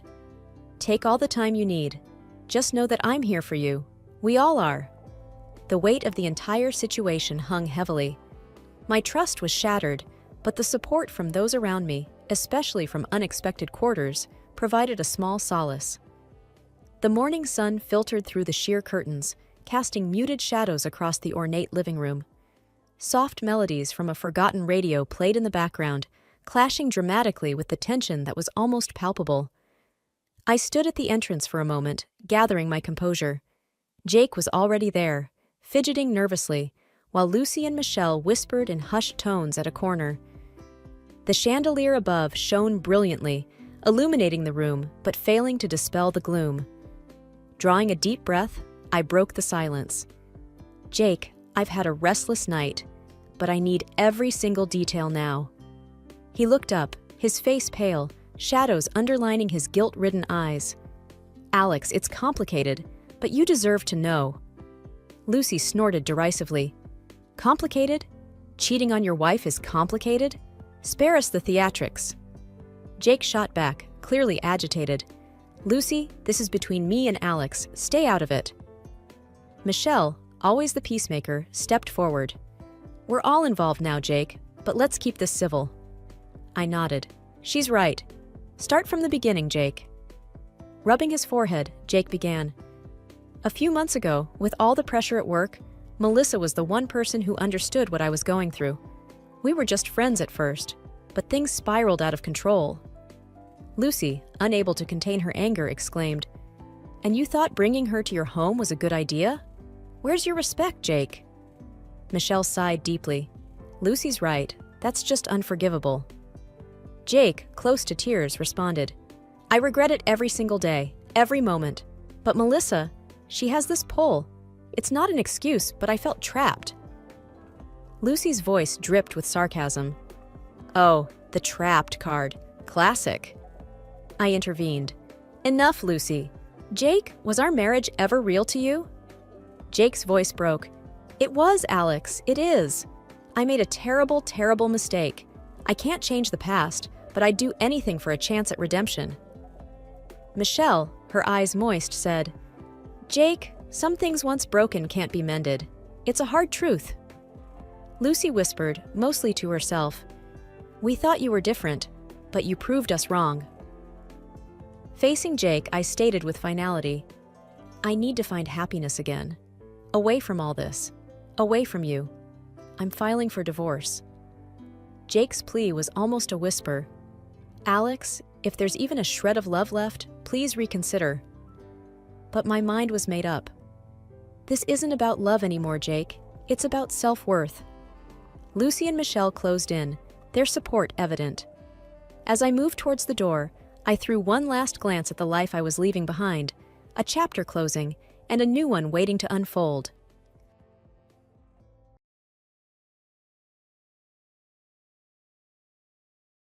The mansion buzzed with excitement as guests arrived. I was in the heart of it, yet I felt like a fish out of water. The grand hall was decorated tastefully, with tall vases of roses lining the room. As I walked through the entrance, I could see a mix of familiar and unfamiliar faces. My husband, John, was deep in conversation with a couple of his friends. He had that charm, an easy way of making everyone feel comfortable. It's one of the things I loved most about him. When our eyes met across the room, he gave me a reassuring smile. To my right, Clara, John's mother, was holding court. She had a regal bearing, every inch the matriarch. A couple of women surrounded her, hanging on to her every word. They laughed at her jokes and agreed with her opinions, clearly vying for her approval. Drawing a deep breath, I decided to approach Clara. "Good evening, Clara," I greeted with as much warmth as I could muster. "It's a lovely party. Thank you for having me." She looked at me for a moment, sizing me up. "So you're the new addition?" she remarked, her tone flat. Trying to keep things light, I replied, "Yes, that's me. John speaks very highly of you." Clara's eyes darted over my outfit before she said, "Could use some fashion advice." The comment, meant for all ears, elicited giggles from her group of admirers. Feeling my cheeks redden but not wanting to appear weak, I responded, "Thanks for the tip. I always appreciate good advice." Lydia, Clara's daughter and John's sister, stepped forward with a sly smile. "Mother always knows best, doesn't she?" "Oh, absolutely," I responded, trying to sound nonchalant. From the corner of my eye, I noticed John making his way over. "Ladies," he greeted, nodding at Clara and Lydia. "I see you've met my beautiful wife." "Just getting acquainted," Clara said with a slight smirk. John, sensing the underlying tension, tried to ease the situation. "How about a dance, Mary?" he proposed, extending a hand to me. I gratefully accepted, and as he led me to the dance floor, I whispered, "Thank you." He squeezed my hand, whispering back, "Always." The rest of the evening was a whirlwind of introductions, dance, and polite conversation. But that first interaction with Clara set the tone for our relationship. It was clear. I was an outsider, a stranger in their midst. Living in the expansive mansion was like walking on a tightrope every day, especially with John away for work. The house was huge with its winding corridors and countless rooms.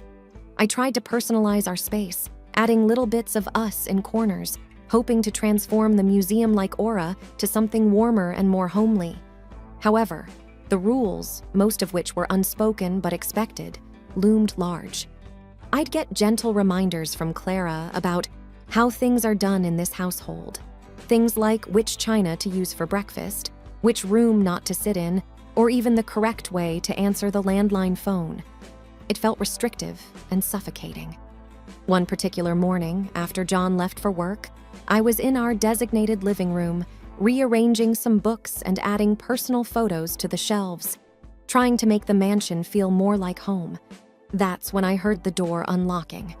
Before I could even turn around, Clara was inside, that familiar smirk gracing her lips.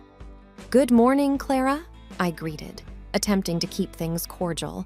"Wasn't expecting you this early." She cast a quick glance around the room, her gaze landing on the pictures I had just set up. "Just wanted to see how you were settling in." I picked up one photo of John and me on our honeymoon, just trying to add some personal touches to the room. Clara walked over, taking the picture from my hand. "Oh, how sweet. But we generally keep personal photos in the bedrooms, dear." Before I could respond, Lydia stepped into the room, her voice dripping with fake sweetness. "Mother, don't overwhelm her. She's still learning." She winked at me. "Isn't that right?" Caught between the two, I nodded, struggling to find my voice.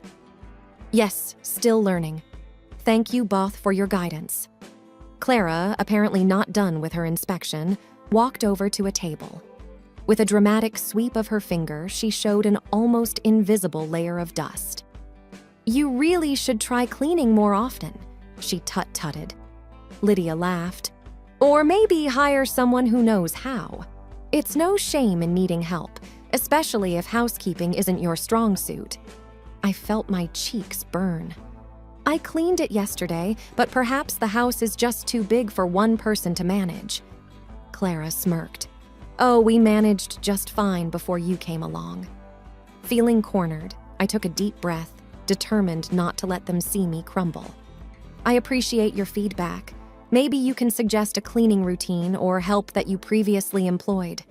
It's always good to learn from experience." As Clara and Lydia exchanged glances, I took my chance to exit. "I've got to head out for some shopping now. Thank you for the visit." Walking away, I felt their eyes on my back. The message was clear.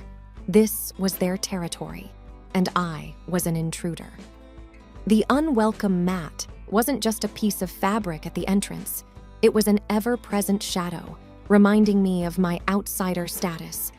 Weeks went by, and as difficult as living in the mansion was, there was one recurring event that I found especially hard to handle.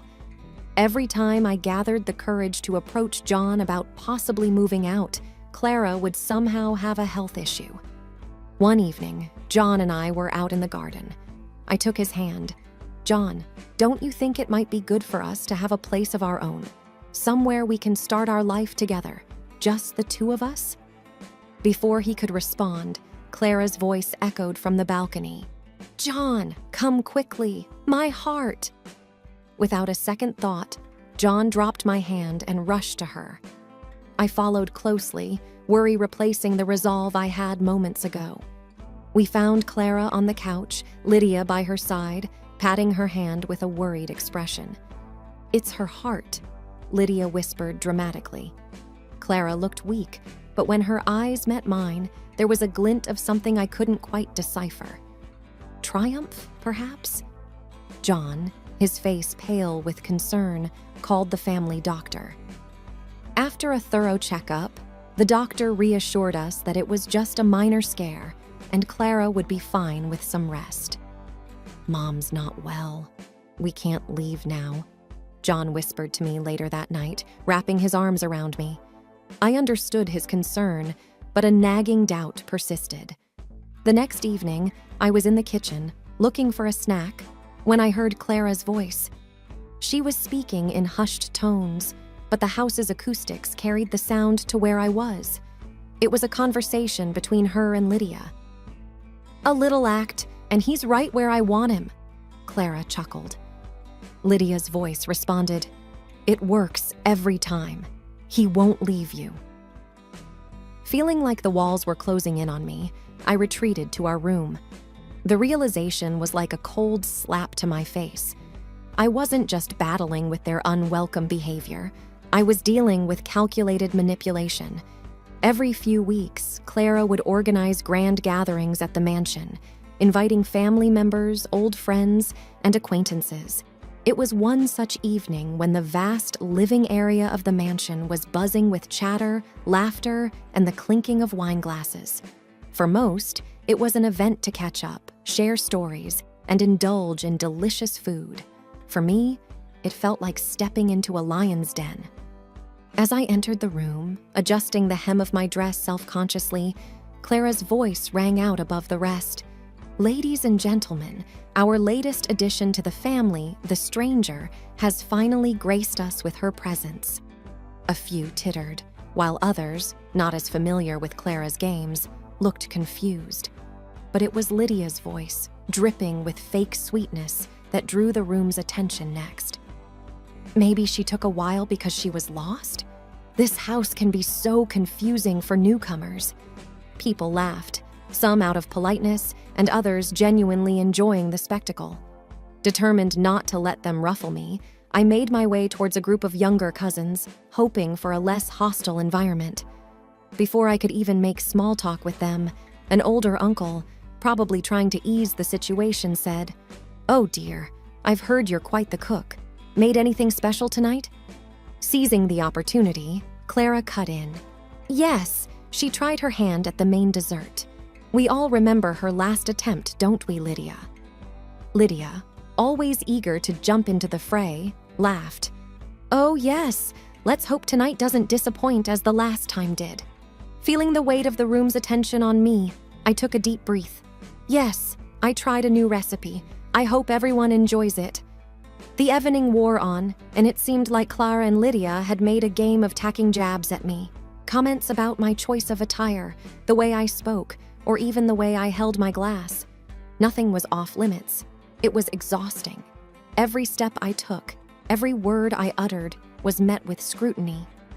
John, for his part, seemed caught in a tough spot. I'd occasionally find him glancing my way, a mix of concern and helplessness in his eyes. But he never did intervene. At one point, when Clara made a rather snide remark about my family background, I looked to John, hoping for some support. But he simply looked down, took a sip of his drink, and carried on with his conversation. It wasn't just the hurtful words or the mockery that was taking a toll on me.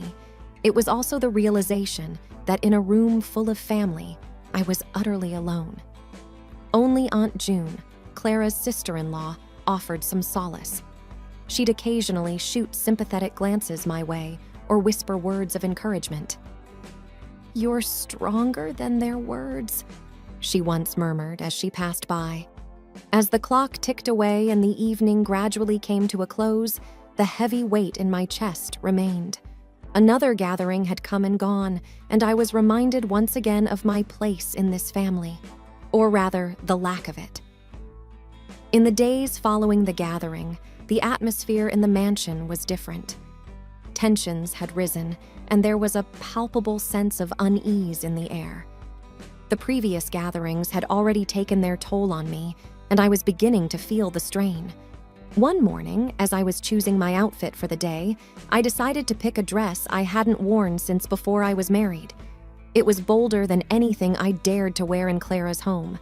But today, I felt different. Enough was enough. I was tired of constantly trying to fit into the mold Clara and Lydia had set for me. As I walked downstairs, I could feel the eyes on me.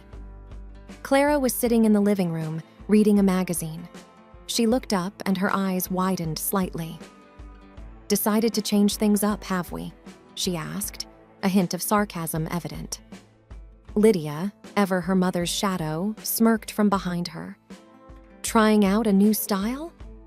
Ignoring them, I responded, "Yes, I felt like it. Change can be refreshing." During breakfast, I decided to go against another unspoken rule of the house. Instead of serving Clara and Lydia first, I took a portion for myself. John looked surprised but said nothing. The day continued in a similar fashion. When Clara commented on how the living room was arranged, hinting that it wasn't to her taste, I calmly responded, "Well, sometimes change is good. Maybe we can try this new setup for a while."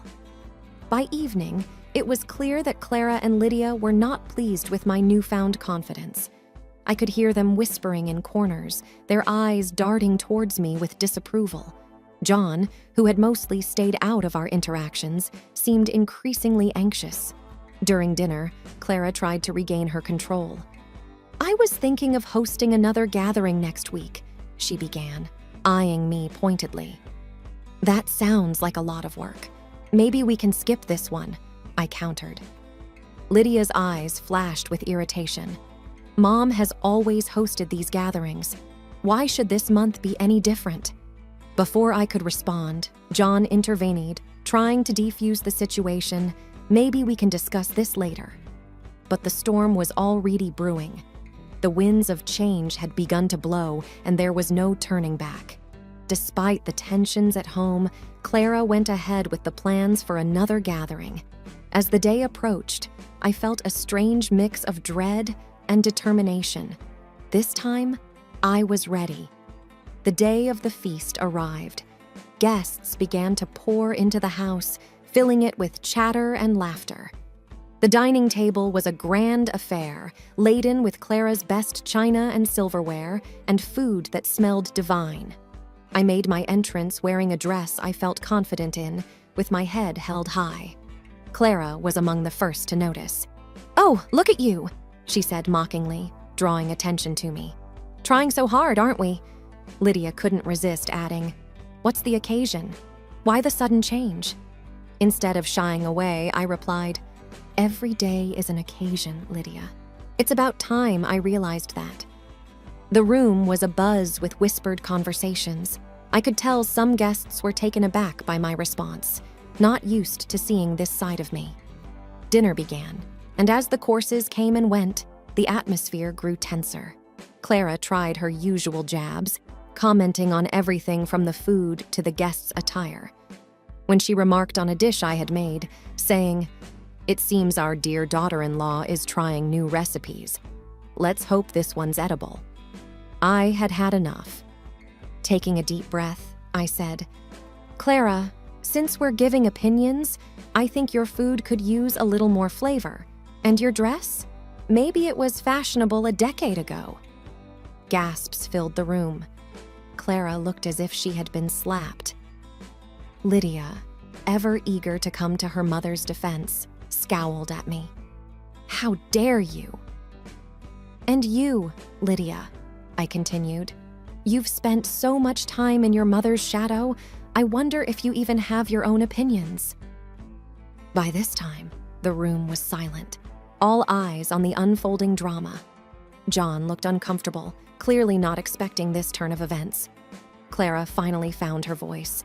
"You ungrateful—" "Enough, Clara," I interrupted, my voice calm but firm. "Enough of this constant belittling. I'm a part of this family, whether you like it or not." The rest of the evening was a blur. Some guests tried to ease the tension with light conversation, while others left early, sensing the mood wasn't going to improve.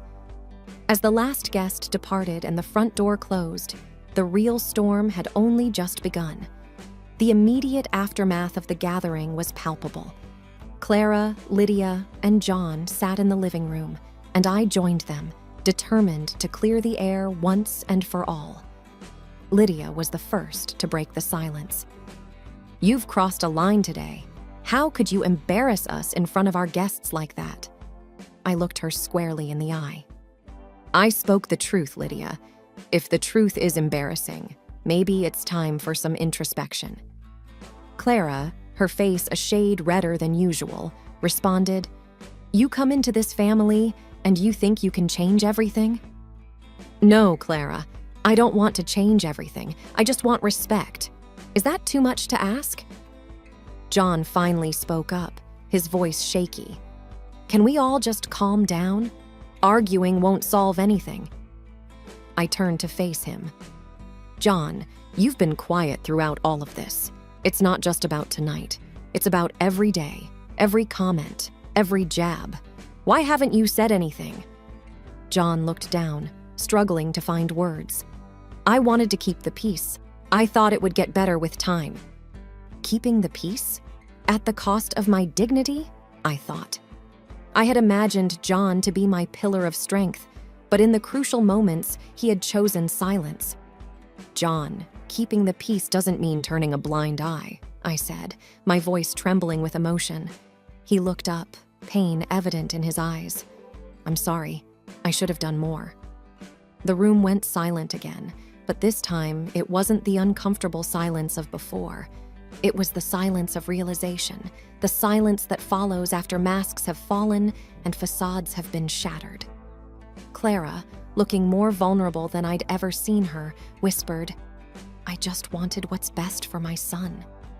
"And what about what's best for me? Don't I matter?" I responded. The weight of the night's events began to settle in. The family, for so long bound by pretense and appearances, was now at a crossroads. The future was uncertain, but for the first time in a long while, I felt a glimmer of hope. Hope that maybe, just maybe, things could change for the better.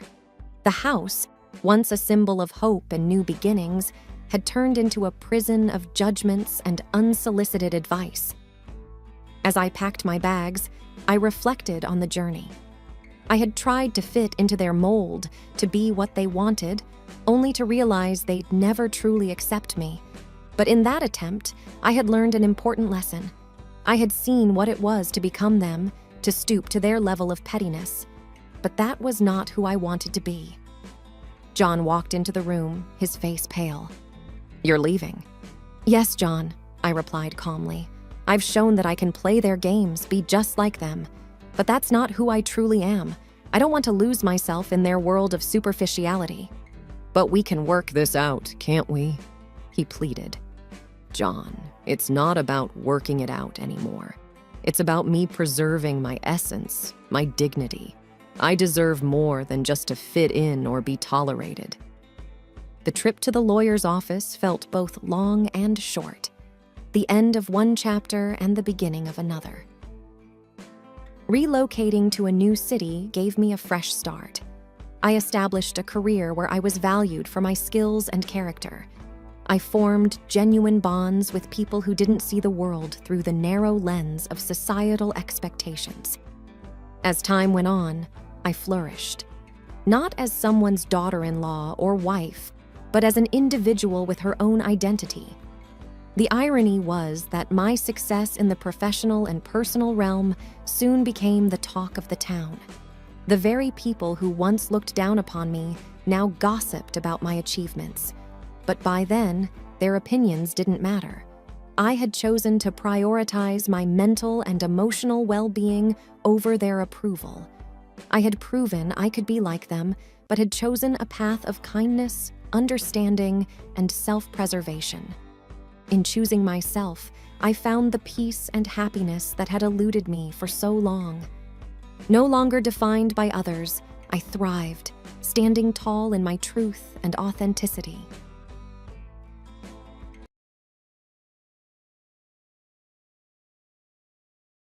I'm Sharon. My world was simple, revolving around my 9-year-old daughter, Lily, my husband, Marco, and my part-time job. Working part-time was not a choice, but a necessity because Lily fell sick often, so someone had to be there for her. Marco was committed to his job and worked hard, ensuring our financial stability. "Mom, can I have some juice?" Lily's tiny voice was always filled with curiosity and innocence. "Sure, sweetie. Here you go," I replied, handing her a glass with a loving smile. Marco and I barely had time for each other.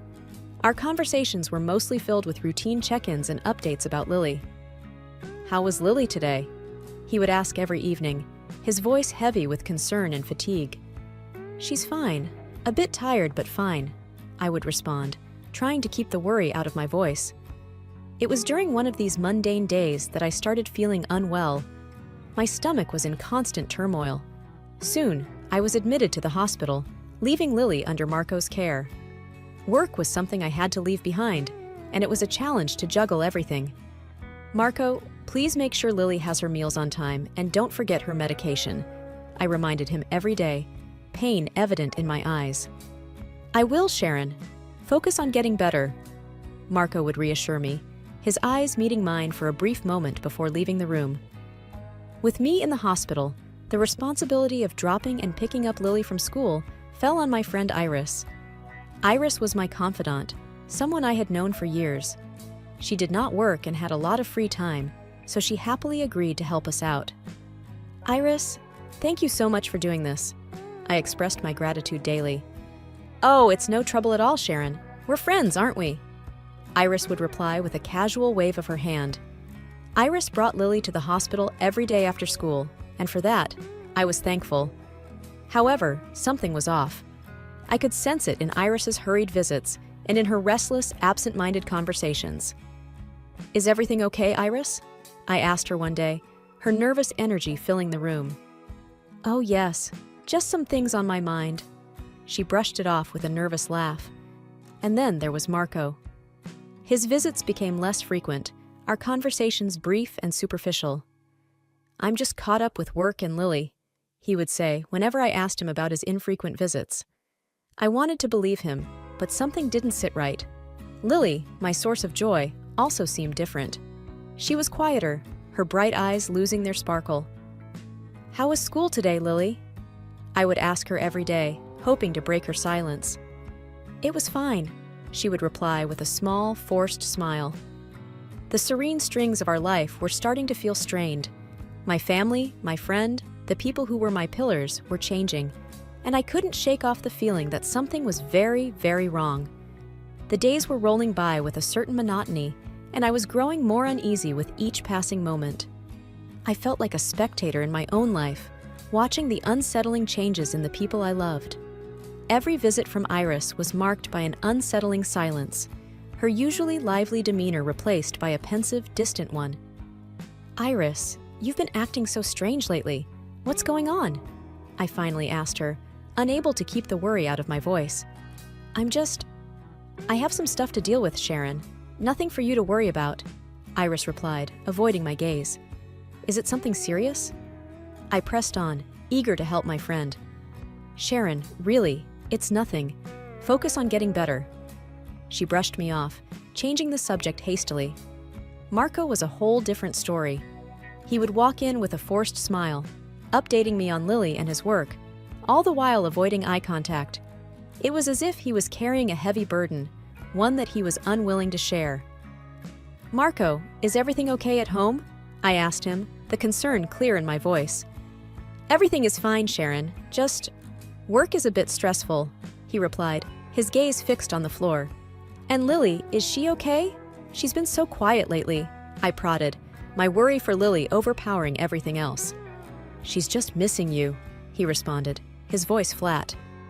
I tried talking to Lily too, to understand what was going on in her little mind. Every day, I would ask her about her day, about school, about her dad, and Iris. Her responses were always monosyllabic, her eyes never meeting mine. "Lily, sweetheart, is something bothering you? You can tell me anything, you know that, right?" I coaxed her gently. "I know, Mom, I'm just sad," she mumbled, playing with her fingers. "Sad about what, sweetheart? Is it because I'm here in the hospital?" I asked, my heart aching to see her so distraught. "It's just, I don't like it when... She trailed off, tears brimming in her eyes. The unsettling silence was taking a toll on me. I felt helpless, confined to the hospital bed, unable to comfort my daughter, unable to help my friend, unable to confront my husband. One day, after another visit filled with silent glances and whispered secrets, I decided to question Lily a bit more. It was clear that something was bothering her, something more than just my hospitalization. "Lily, you know you can tell me anything, right?" I gently nudged as I held her little hands in mine. "I know, Mom," she mumbled, her eyes filled with a secret pain. "What's going on, sweetheart? Are Dad and Iris treating you well?" I asked, my worry creeping into my voice. "It's just, I see things, Mom," she replied, her voice barely above a whisper. "What things, Lily? What have you seen?" I urged her, my heartbeat quickening. "I have videos, Mom, of Dad and Iris. They laugh a lot. They look happy," she confessed, her eyes filling with tears. "Videos? What do you mean, Lily?" I asked, my heart sinking. She hesitantly handed over her little tablet, her hands shaking. What I saw on that screen broke my heart into a million pieces. It was Marco and Iris, laughing, sharing private jokes, looking like a couple. The pain was unbearable, the betrayal cutting deep. "I'm so sorry, Mom. I didn't know what to do," Lily sobbed, clinging to me. "Oh, Lily, this isn't your fault, sweetheart," I comforted her, my own tears falling freely. But the pain didn't stop there. Lily, with her innocent eyes clouded with tears, told me more. She had seen Iris coming out of our bedroom more than once. It was like a dagger to my heart, each word from Lily's mouth twisting it deeper and deeper. "She comes out of your room, Mom. I've seen her. Dad says they are just talking, but I know it's wrong," Lily revealed, her voice breaking. "Oh, Lily," was all I could muster, the pain in my chest making it hard to breathe. My mind was racing, thoughts of confrontation, of revenge, of escape filling every crevice. How did things come to this? How did my serene, simple life turn into this twisted, painful mess? The air was heavy with tension when Iris came back. I was burning with anger, betrayal etched on every feature of my face. I confronted her the moment she stepped inside my hospital room. "Iris, I need to talk to you," I said, my voice sharp with anger. "Oh, okay, what's up?" she replied, trying to keep her voice steady, a hint of nervousness in her eyes. "I know about you and Marco. Lily showed me everything." I spat out the words, my gaze fixed on her, watching her reaction. I don't know what you're talking about," she stammered, her face turning pale. "Don't lie to me, Iris. I've seen the videos. I know you've been in my bedroom." I raised my voice, my anger getting the better of me. I didn't think you'd find out. I didn't want to hurt you," she confessed, her voice breaking, tears streaming down her face. "Hurt me? Iris, you betrayed me. While I'm stuck in this hospital, you're at my home with my husband, betraying me every day," I shouted, the pain evident in my voice. "I'm so sorry, Sharon. It just happened," she sobbed, her body shaking with each tear. "Just happened? You made a choice, Iris. You chose to betray your friend." I was seething. Every fiber of my being wanted to lash out at her. It didn't stop there. Fueled by the hurt, by the betrayal, I called Marco, my voice shaking with anger. "Marco, we need to talk," I said, my voice cold and distant. "What's wrong, Sharon?" he replied, a hint of concern in his voice. "I know about you and Iris. I've seen the videos. Lily told me everything," I accused, the bitterness lacing every word. What? What are you talking about?" he stammered, his voice betraying his guilt. "Don't play dumb, Marco. I know everything. You've been cheating on me with my best friend," I yelled, my heart breaking all over again. I didn't want you to find out like this, Sharon. I never meant to hurt you," he finally confessed, his voice cracking. "Hurt me? You destroyed our family, Marco. You destroyed everything we had," I cried, the tears blurring my vision. Every confession was a stab to my heart, every apology a reminder of their betrayal. My mind was made up. I was going to divorce Marco, cut all ties with Iris, and rebuild my life, for Lily, for myself. After those gut-wrenching confessions, action was needed. The betrayal demanded justice, a rectification. I immediately sought legal counsel, feeling a mix of rage and determination. "Mr. Thompson, I need to file for a divorce, and I need to make sure he doesn't get a dime," I told my lawyer, my voice resolute. "Sharon, I understand this is a difficult time for you. We'll do everything in our power to ensure you get what you deserve," Mr. Thompson assured me, his voice steady. "Thank you. I want full custody of Lily, and I want alimony. He destroyed our family. He doesn't get to walk away unscathed," I responded, my tone icy. "And what about property division?" Mr. Thompson inquired, going over the legalities. "I want my fair share. He can keep the rest. I just need enough to start over with Lily," I said, my mind clear on what needed to be done. The days that followed were a blur of legal battles, arguments, and tears. Marco, at times repentant, at times furious, battled every claim, every demand. But the evidence was clear, the betrayal documented for the world to see. "I can't believe you're doing this, Sharon! I said I was sorry!" Marco shouted during one of our confrontations. "Sorry? Marco, you destroyed us! Sorry doesn't fix that!" I retorted, my voice laced with pain and anger. "And you? You're just going to take everything? Leave me with nothing?" he accused, his face red with anger. "You should have thought about that before you betrayed me with my best friend." I snapped back, refusing to back down. Eventually, the divorce was finalized. The property was divided, and I got full custody of Lily, along with alimony. It was a bitter victory, one that came with a hefty price. Iris and Marco got married not long after, starting their life on the ruins of mine. But their life was far from the idyllic start they imagined. Their relationship was tainted by constant fights, the trust non-existent. One day, I received a call that Marco had been arrested for domestic violence. Iris, once my best friend, was now a battered wife, a victim of her choices. "I never thought he could do something like this, Sharon," Iris cried to me over the phone one day, her voice broken. "Iris, you chose this. You chose him over our friendship," I replied coldly, feeling no sympathy for her. I know, and I regret it every day, she sobbed, her tears a stark reminder of her betrayal. Despite the pain, the betrayal, I had Lily. And with her, I had hope, love, a reason to rebuild my life.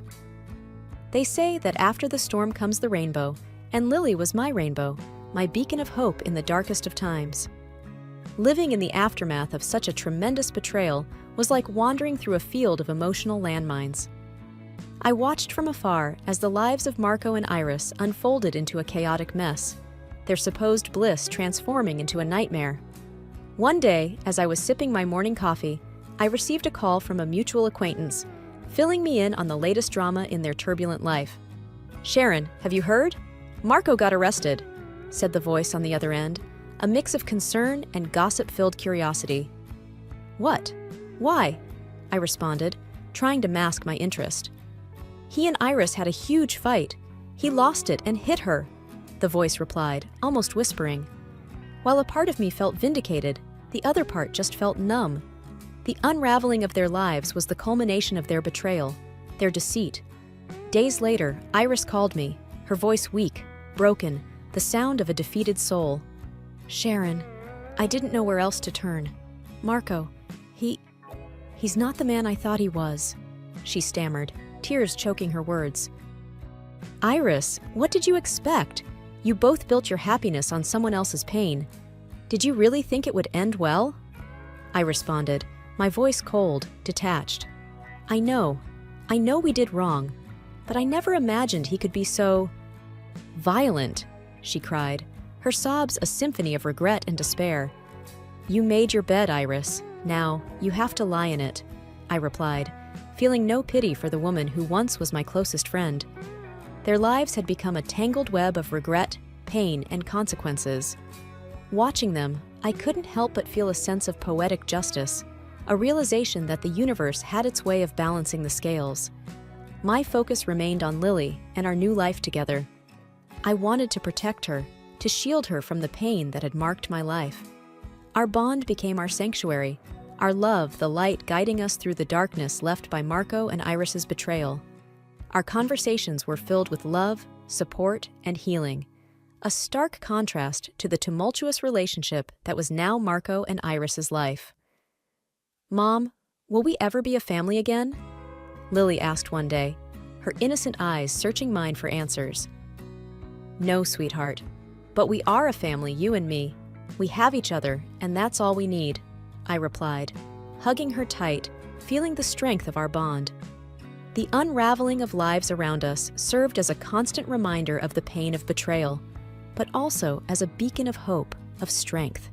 It was a painful journey, but it was our journey, a path leading us to healing, to rediscovery, to a life filled with love and hope. The dust had settled, the storm had passed, but life had to go on. It was just me and Lily now, a team, our bond stronger than ever. We had each other, and that was our strength, our solace. Days were filled with little joys, with shared laughter and love, with building new memories. We were rebuilding, rediscovering the joy and simplicity in our little duo. One evening, as we sat at the dinner table, Lily looked at me with her deep, thoughtful eyes. "Mom, are you happy?" she asked, a touch of worry in her voice. "I have you, Lily. You make me happy every single day," I answered, my heart swelling with love for her. "But what about Dad? Do you miss him?" She probed further, her innocent eyes searching for truth. "I miss what we had, what I thought we had, but we are better off without him, without the lies and the pain," I replied, trying to reassure her. "And Iris? Do you miss her?" Lily asked, her voice softer. "I miss my friend, but the Iris who was my friend doesn't exist anymore. She chose to hurt us, and I can't forget that," I said, my voice firm but gentle. "But we're okay, just the two of us, right?" she inquired, needing the reassurance. "We're more than okay, sweetie. We have each other, and that's all we need," I affirmed, reaching out to hold her hand. Our life was a reflection of our resilience, of our love. We found joy in each other, in our shared experiences, in our journey of healing and growing. We didn't need the shadows of the past haunting us, defining us. We were a mother and a daughter, a team, a family. Days were not without their challenges, but we faced them together. Our bond was our anchor, our shelter from the storms of life. Mom, I love you. You're the best mom in the whole wide world, Lily would say, wrapping her little arms around me. And I love you, Lily. You're the best daughter a mom could ever wish for, I would reply, hugging her back, feeling the warmth of her love. As time rolled on, healing began to seep into the cracks that the pain had left in our lives. It was a gradual process, like the slow blooming of a flower after the storm. Life, with its myriad of colors, began to unfold anew for Lily and me. Our routine had become our comfort, our conversations our solace. We didn't look back, but forward to new days, to fresh starts. We were a little family, filled with love, with shared smiles and shared tears. One sunny afternoon, as we were strolling in the park, Lily's face lit up with a thought. Mom, can we get a dog? You know, a fluffy one, with big eyes and a waggy tail? Lily asked, her eyes sparkling with excitement. A dog, huh? Are you ready for the responsibility, Lily? A dog needs a lot of love and care, I said, smiling at her enthusiasm. I promise, Mom, I will feed him and walk him and love him every single day. Lily pleaded, her eyes wide with hope. I think we can consider it. We could use some more love in our lives, I conceded, her joy infectious. Our journey was a constant evolution, a story of rediscovering happiness, of learning to love life again. We embraced the change, the chance to write a new chapter in our lives, one filled with hope and happiness. Our shared experiences had shaped us, had molded us into stronger, more resilient individuals. We had learned the value of truth, of love, of trust. Mom, I think we should name him Buddy. What do you think? Lily suggested, her mind already painting a picture of our future furry friend. I think Buddy sounds like a wonderful name. He will be our little companion, our little buddy, I agreed, imagining the joy a new friend would bring to our lives. It was a new beginning, a chance to rebuild, to create new memories, to find joy in the little things. We had each other, and that was our greatest strength, our greatest treasure. Our story was not one of loss, but of gain, not one of pain, but of healing. We had found redemption in each other, in our love. We were ready for the future, for the new adventures it would bring, for the new lessons it would teach. As we walked hand in hand, the sun setting in the horizon, painting the sky with shades of orange and pink, I felt a sense of peace, a sense of completion. Mom, I'm glad it's just you and me. We're happy, aren't we? Lily asked, squeezing my hand. Yes, sweetie, we are. We have each other, and that's all the happiness we need, I replied, squeezing her hand back. It was a journey of redemption, of new beginnings, a journey of a mother and a daughter finding their way back to happiness, back to love. The past was behind us, the future ahead, bright and promising, like the dawn of a new day.